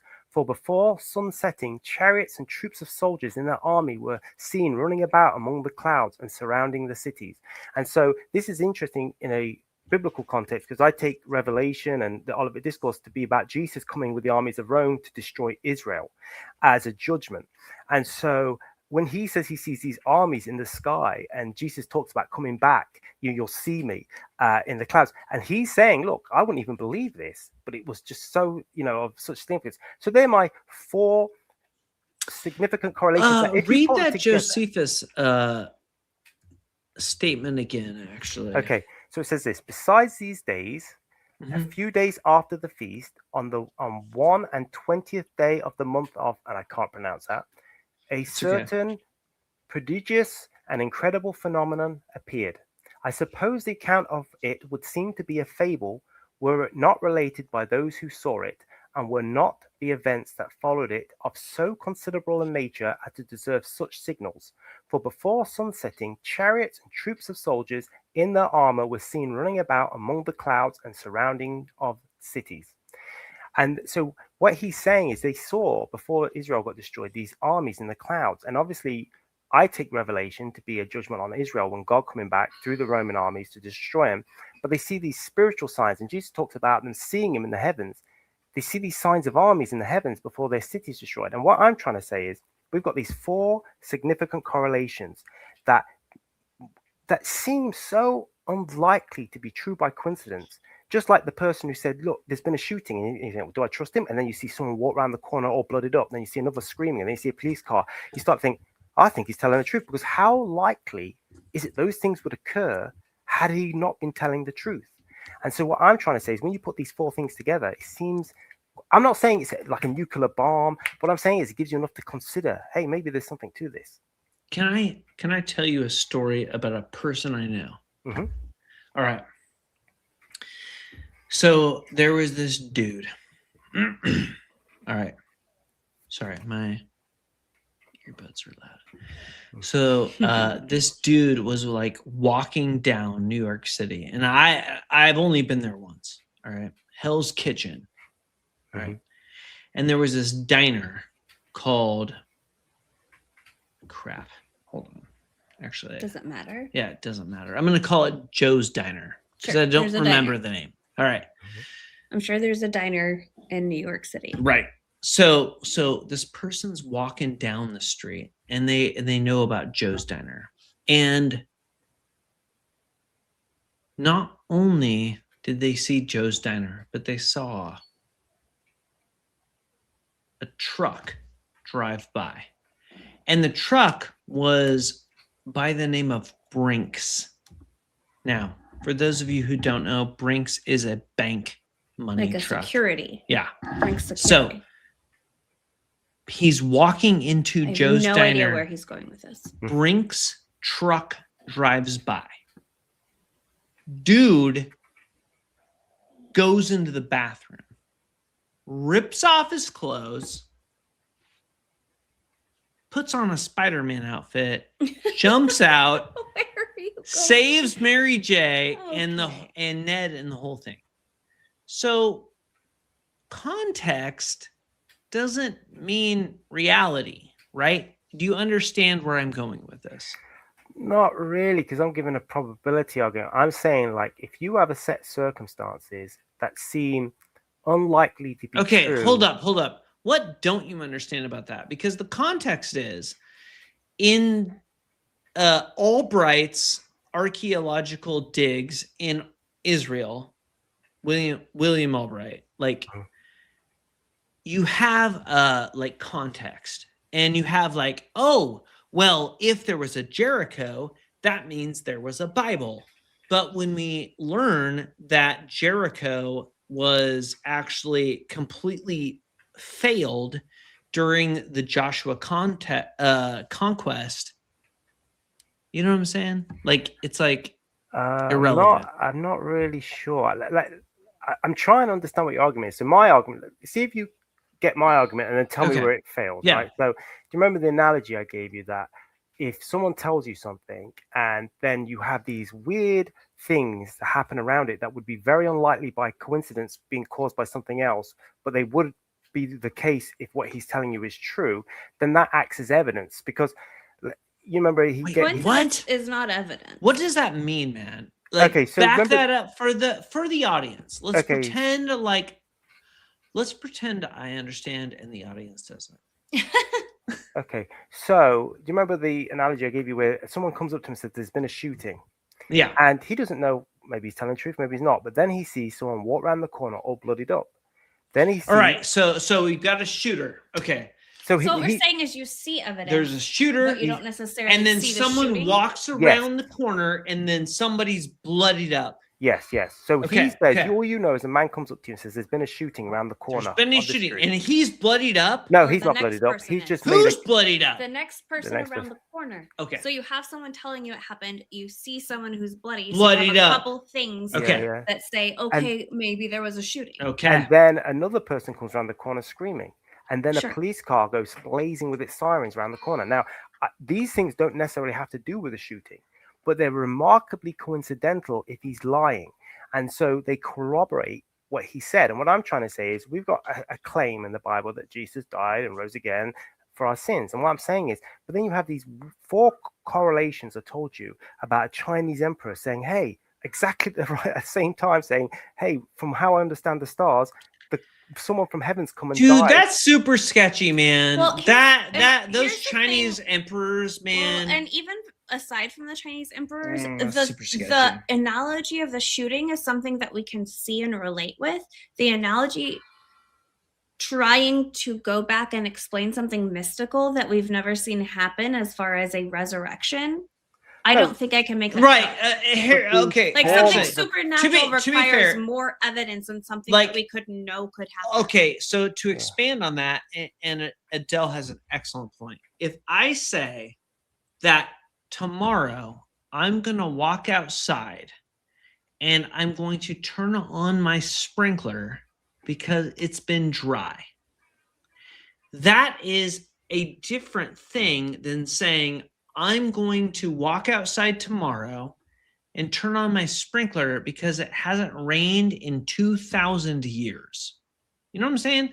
Like there's Like the there's claims are different. massive claims deserve Bigger massive evidence. Well, I will say this: the form of the argument is exactly the same, but what you're confusing here is you're saying, so like I will have to get a bit into philosophy here. So if you've got some proposition P and some proposition not P, or Nope. No. No, actually, We're literally comparing analogy to analogy. Actually, you can get into philosophy Mhm. the next time we meet, but Ah. can you keep it out of philosophy? But if you can't, yeah, what I would get say it then- because Well, if you can't get out, I was going to keep it simple, but the point is this: But you're saying they're different. They're only They different, are. but they're only different because you think you've already got evidence that the other one's very unlikely. all right, let's go. Let's go with the philosophy. Okay, Go ahead. wait. No, I'm sorry. I need to interject.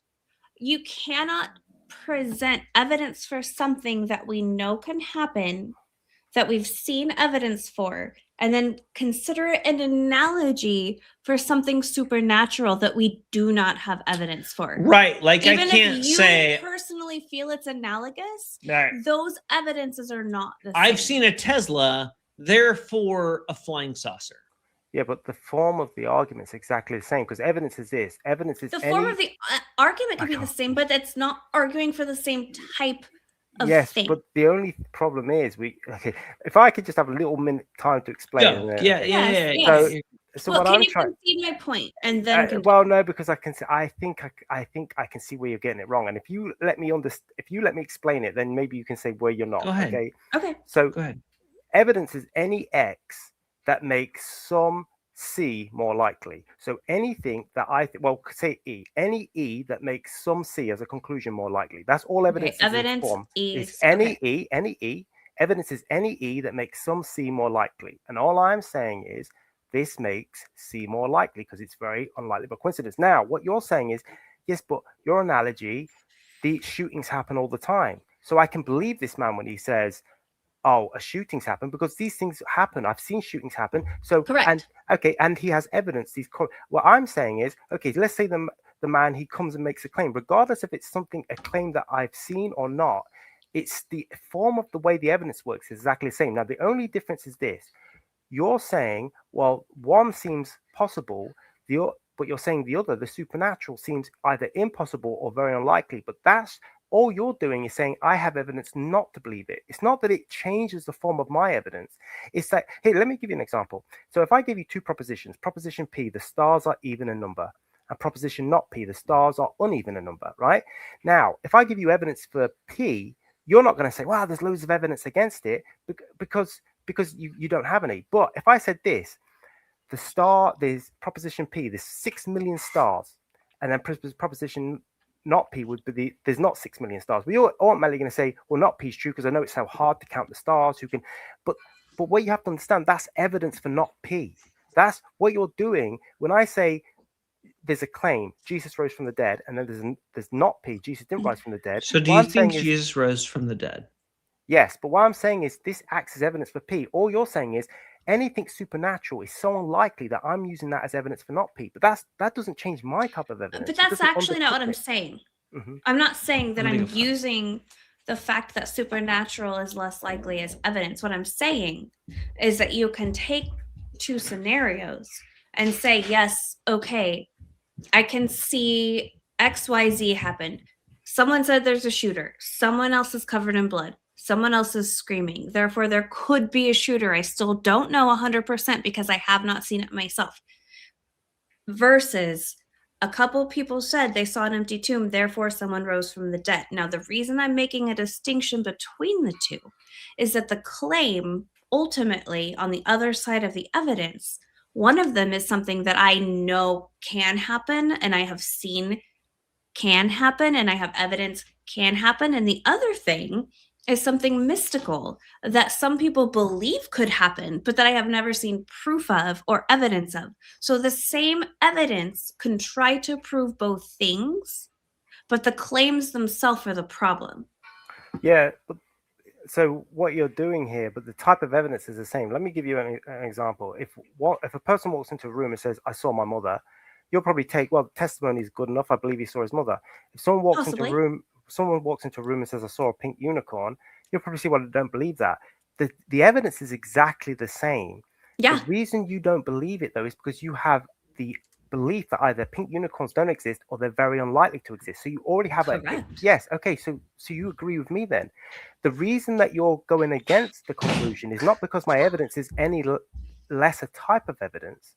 I didn't say the evidence was less a type of evidence. I said the claim was the problem, not the evidence. Well, no, because with the claim, you already believe his mother. When he gave you testimonial evidence, because I know that mothers exist, I don't know that resurrections exist. So that's enough to overcome. That's a good point. But what you're saying is, it's not enough evidence to overcome my already pre-belief that unicorns either don't exist or are very improbable to exist. So what you're saying is, I have so much evidence already against the proposition indirectly, just based on how I understand reality, that to overcome that. Why is that a problem? Okay, but it's not a problem. But what I'm saying is that's exactly what I was trying to tell you, that it's not a different type of evidence. It's just that you already think I didn't say the evidence was different. I said the claim was different. That's probably the third or fourth time I've said that. But what's and the type of claim is important, because a claim that we can prove is something that we know can happen based on natural things that we can observe is very different than a claim that, say, Santa Claus is real, or that unicorns exist, or that a god resurrected.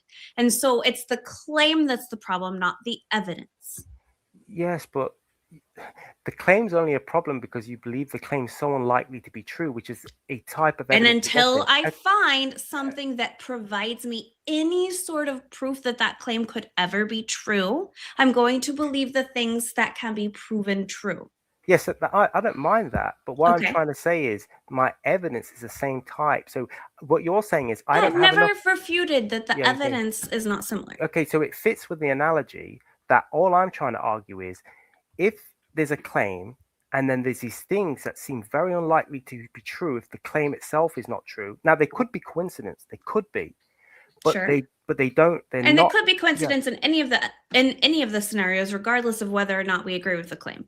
It could be a coincidence in the shooting, right? Yes. That's what I'm trying to say. It could be a coincidence. That's what I'm trying to say. So you've got a person who makes a claim there's a shooting. You've got a person who makes a claim there's a resurrection. Then, right, there's things that happen that seem very unlikely to happen had there not been a shooting. And I'm trying to make the argument there's things that seem unlikely to have happened had there not been a resurrection, because they're just they sort of corroborate it. Now, what you're arguing is, hey, I will accept the shooter because I already believe shootings are quite probable, but I won't accept the claim on the resurrection, even though it's the same type of evidence, because I already have a preposition. It's not because of a preposition. Yeah, but it is because reality is not likely to have these things happen. If there was anything, and we have searched for truth, and if there was anything to suggest that an actual resurrection had ever happened, I would lend more credence to that claim along with the evidence. However, there is nothing to suggest that a supernatural resurrection has ever happened. Well, I just gave you so the evidence. No, you did. Yeah, but no. But the thing is, I summarized 2 arguments, but I couldn't get through them. But the point is this: we've got a claim in the scriptures, and if we don't take the scriptures themselves as testimonial evidence, let's just say we've got a claim. We're not even going to count it as evidence. We've got a claim. Then I present to you 4 things that seem to corroborate that claim. The Chinese emperor reading the stars, because in the biblical context, the stars are the things that give the context. You have the Magi. I give you another claim. The Jews in their own Talmud talk about how for 40 years before the destruction of the temple, which is from AD 30, Jesus' time, his death, to the destruction of the temple, how the sins suddenly stopped being forgiven. Then you've got another thing, that 40 years within Jesus' death, the temple. What about every other resurrection story? Same day. Okay, but I'm giving you for this one. So what I'm saying is, yeah, why do you believe in the Jesus resurrection and not in the Nero resurrection? Well, I've just given you 4 evidences. Okay. Summarize the 4 TLDR. Sorry, he just came back, so maybe he needs the 4 again. Give me the 4. So do you remember the 4 correlation? Resurrection. No, there's different arguments. This is just one argument of 3. Yeah. But in this argument, I give 4 correlations to the resurrection that seem unlikely to be the case if these people had just made this up. Now, it could be coincidence. It could be coincidence that have nothing to do with their claim. But what I'm saying is it seems very coincidental and unlikely. Hang on, my PC just died. Okay. So can I give you, and I'll give you my version after you give your version. Yeah. So the 4 correlations are, again, the Chinese emperor looking in the stars and Chinese emperor. Yeah, what? Yeah. Do you not remember this? Sorry. Okay. Go ahead. Okay. So, we're bringing in Chinese. Do you remember the quote? Into the when Jesus. We started the quote. Yes. The quote. Yeah. So I will quote the quote again, and this is what he had to say. This was in AD 31 to AD 33. The Chinese emperor. Yes. Okay. He says this. Why aren't the Chinese Christians?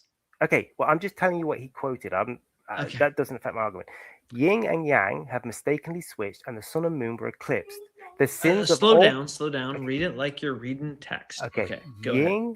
Yin and yang have mistakenly switched, and the sun and moon were eclipsed. The sins of all people are now on one man. Pardon is proclaimed to all under heaven. Now, this was his interpretation of what he saw happening in the stars. What is the source for that? Can you give me the source? History of the Latter Han Dynasty, Volume 1. History of the Latter Han Dynasty, Volume HAN, yes, Dynasty, Volume 1. History of the Latter Han. There it goes. Oh, it almost came up. Yeah, there you go.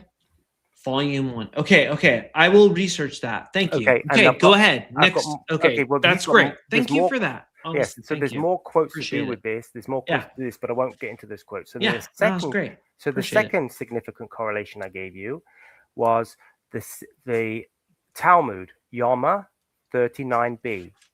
Okay. So in Yoma 39b, they talk about how God would not forgive their sins for 40 years from the destruction of the temple. So, that's from AD 70 to AD 30.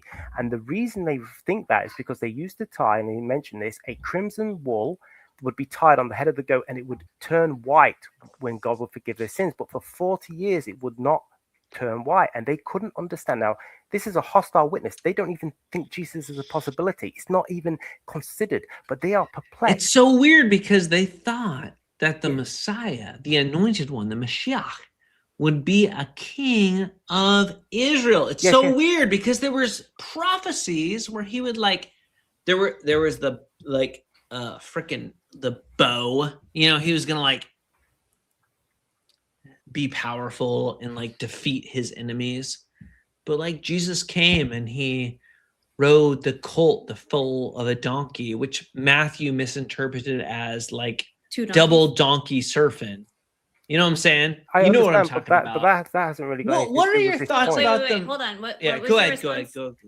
So that's irrelevant to this. Right, though. So right, all right. I'm saying is you've got Let's not divert. Let's not divert. for Okay, correlation go ahead. number Go 2, ahead. you've got this Yeah, go ahead. hostile witness position where Yeah. people who don't even believe in Jesus are perplexed why their sins will not be forgiven from the time of his death to the Okay. time of the destruction. So that's an interesting correlation. Why for them did that? Why are they saying this if the Jesus story had no merit to it? Now, the other third correlation that I bring up is the temple being destroyed within 40 years of Jesus, which he predicted within the generation. He said the temple will be destroyed, and 40 is the time of a generation, and it was destroyed on the same day it was destroyed when the Babylonians destroyed it, which to me is, you've got a 1 in 365 chance of that happening, which to me correlates with God's displeasure to show them, because they already had a day of mourning. It's the 9th of Av. They already mourned the 9th of Av for the first destruction, and then it happens again to them on the same day. And so that is an interesting thing of why, if Jesus has got nothing to do with God, and then they get destroyed on the same day. They've only got a 1 in 365 chance of that happening, and it happens. And then the fourth correlation. What do you mean? Actually, can you slow down for the audience and for me? Can you bake that out? Like, what is the percentage chance that you're talking? Well, because it's a day, the 9th of Av, you've got 365 days in a year, and it's ironically lands on the same day that they already mourned the destruction of the temple when Babylon did it to them as a judgment against them. And what is the text? This is Yoma 39b, the Talmud. What does it say? Okay, so they quote the sages, because they're going back to what happened. The sages taught during the tenure of Shimon Hazazak, I don't know, the lot for God always arose in the high priest's right hand after his death. It occurred only occasionally. But during the 40 years prior to the destruction of the second temple, so look at that, 40 years, the lot for God did not arise in the high priest. Slow down. Okay, sorry. The lot for God did not arise in the high priest's right hand at all. So too, the strip of crimson wool that was tied to the head of the goat that was sent to Azil did not turn white. Okay. So do you believe in the Talmud? So can we introduce the Talmud as a text that I'm going to hold you to? No, I'm not saying that. So do you believe in the... on. No, actually stop for a second. I just feel like you're steamrolling his position. I just need to know baseline.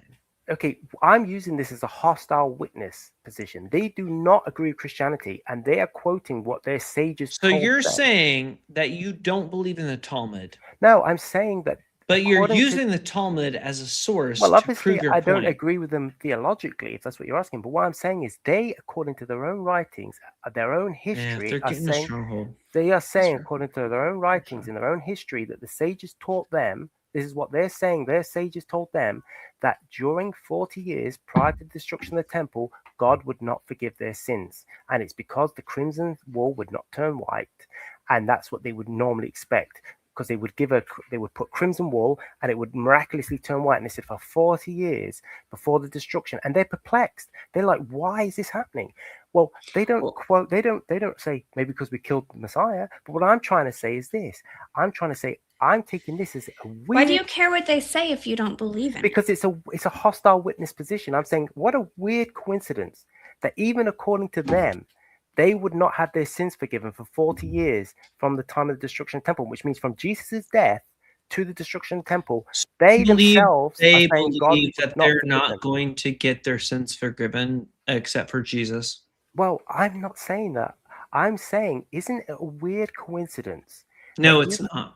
It's not weird. Why then are they okay? So why are they weird in their own writing saying, "Hey, why is God not forgiving our sins for 40 years from the time of the temple's destruction before?" So from Jesus' death, without them knowing this, from Jesus' death to the time of destruction, hey, why is God not forgiving our sins? What a weird coincidence. It doesn't seem weird, man. Okay, well, you tell me why then. Why not 70 years? Why not? Hey, God did forgive our sins. Why are they saying the sages told us? It's been the trope since the Qumran community in 70 BC that there was going to be some sort of a Mashiach that came up. It's just not weird. But what's that got to do with what they're saying?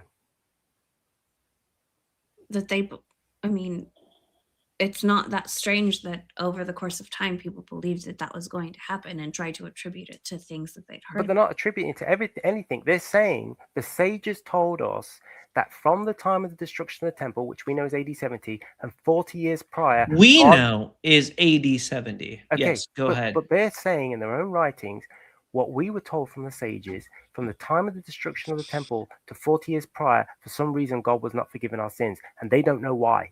And I'm saying, what a weird coincidence that they don't know why, but it just so happens from AD 30 to AD 70 that God's not forgiving their sins. They're perplexed about it, but if you're a Christian, Why you think, is what that a weird coincidence. perplexity? I don't understand. Because I don't understand. it's what I'm saying is it's a weird coincidence. So that from the okay, time okay, Jesus okay. Let's died- back up. Let's back up. Let's get big picture. All right. Okay.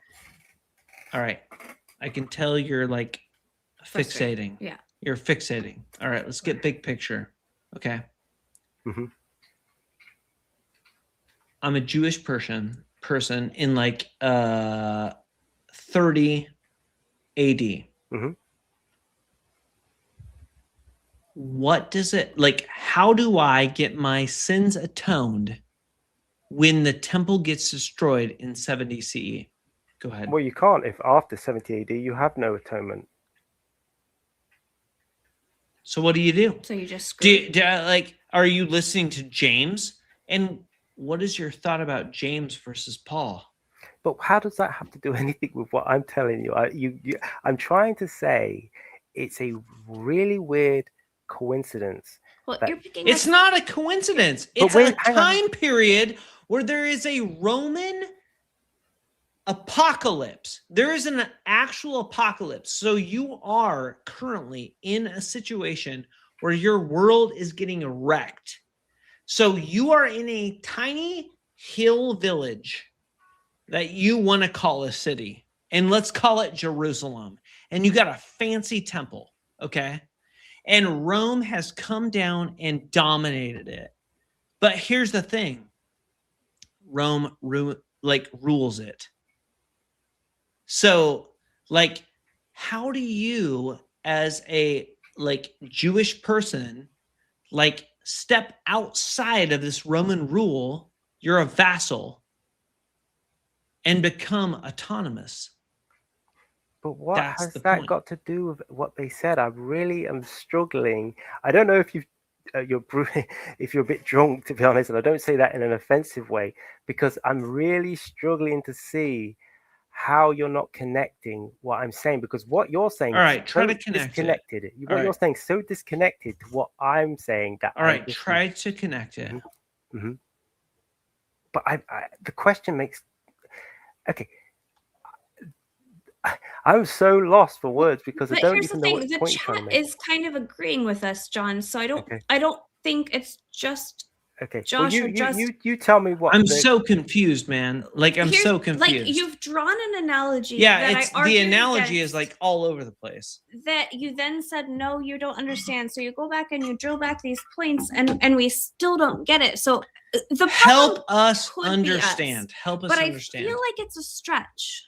Well, okay, so going back to the analogy, you remember what I said. Someone comes up to you and makes a claim. There's been a Yeah. shooting. Someone comes up Right. to you and makes Someone a claim. makes a claim, and you see some There's been a evidence, shooting. and No, you no, don't no. know for sure, But but the let's evidence. not jump Hold the on. thing. Someone makes a claim, says there's been a shooting. Someone makes a claim, says there's been a death and resurrection of Jesus. Right? Okay. Two claims. But the claims are very Okay, different. yeah. And this no, is they're just claims. at this moment. Mesopotamian? No, they're very different, and they're this is different the in nature. actually. They're different We've in been going nature. round and round. So make your point one more time, Okay. and then we're going to stop this So- because this is the same circle we've done like 3,000 times. Okay, so you have two types of claims. One claim you think is very Is supernatural, implausible. and one is natural. Yeah, so one claim you think is very implausible, another claim you think is plausible. Mhm. But I'm saying the type of evidence is this. With one claim, with the shooting, a person comes around the corner screaming, another person comes around the corner bloodied, a police car comes flying by with sirens, and you say they're remarkably coincidental had that person's claim been a lie, okay? And I'm saying, even though you think the second claim's implausible, it's the same type of evidence. We have four correlations. And this is the exact same conversation we've been having Okay, for at but- least half an hour, that the evidence isn't the problem. Okay, yes, you're saying it doesn't go over the implausibility of the claim, but what I'm saying is Correct. your position of the implausibility is itself an evidence against it, and that itself has to be It Well, can't then be we just assumed. disagree. Okay, well, it can't just be assumed. For example, let me tell you this. Well, I don't want to get too deep into philosophy, but that you just have a prior belief that it's implausible. This is in No, it's Bayesian not about a prior probability belief. It's theory. about studying what we can prove. Just Okay. let's Go step study. all Let the me way say back. this. Let's step all the way back. All Okay. you have. Do let me you just say believe this. there's a God? Yes. Do I you do believe there's a God? Yes, and I believe there's good reason for it. Why do you believe that the Christian God is real? Well, Do you believe in the text? Do you believe in Islam? Do you believe in Hinduism? Why do you believe the Christian God is the one? Okay, so I don't know if you remember my initial testimony is that I didn't become a Christian because I read the Bible and it Right. convinced me. We do remember Right. that. Okay, Why so- do you believe the Christian God is the one? Okay, so the way I became a Christian is the reason I believe, and that's because I got the gospel message. I had Right. a You drawing read of Matthew, Henry- Mark, Luke, No, I didn't Luke read and the John, and you Gospels. I didn't read the Gospels. I you got a created a message from it. diatessaron. No, Like, no. why did you assimilate all of them to believe that the Christian God is the one? No. I got the gospel from a person, not from the books. Okay. And when I believed, Okay. and I had these spiritual Okay. experiences that Yes. were externally Okay. corroborated, the Yeah. Bible came as a tag along. It's almost like Okay. But that just goes back to the same thing we say that everyone in every religion has experiences. John, I you're believe just in going the Vishnu. same Okay. circle. Hey, guess Okay. what, The buddy? claims I believe are in Vishnu. supernatural. It's magical. It's- I had friends and they all believed, and all my buddies Vishnu believed is in real. Vishnu. I'm And calling Yeah. it for tonight. oh, they were great. I'm And blah calling blah it. blah. Yep. Everyone's Vishnu's ridiculous. yeah. John, I thank you for coming back. I think Okay. we're going circular. We've had the same conversation this whole time. It's not the problem with the evidence, it's the problem with the claim. We need to restart another time It's with a just like- different tactic. It's not getting anywhere. Before I you really go, do though- appreciate that you came Yeah. back. Before you go, can I just say Yes. one thing? You Yeah. may. Okay, Absolutely. so you go check out something called Bayesian probability. Perfect. They may have dropped off Bayesian probability. We I'm should sorry. check. I just could not have that same conversation longer. And I think the chat agreed. I was watching the chat. I try not to watch the chat too hard while we have someone on the line, but it just was infuriating that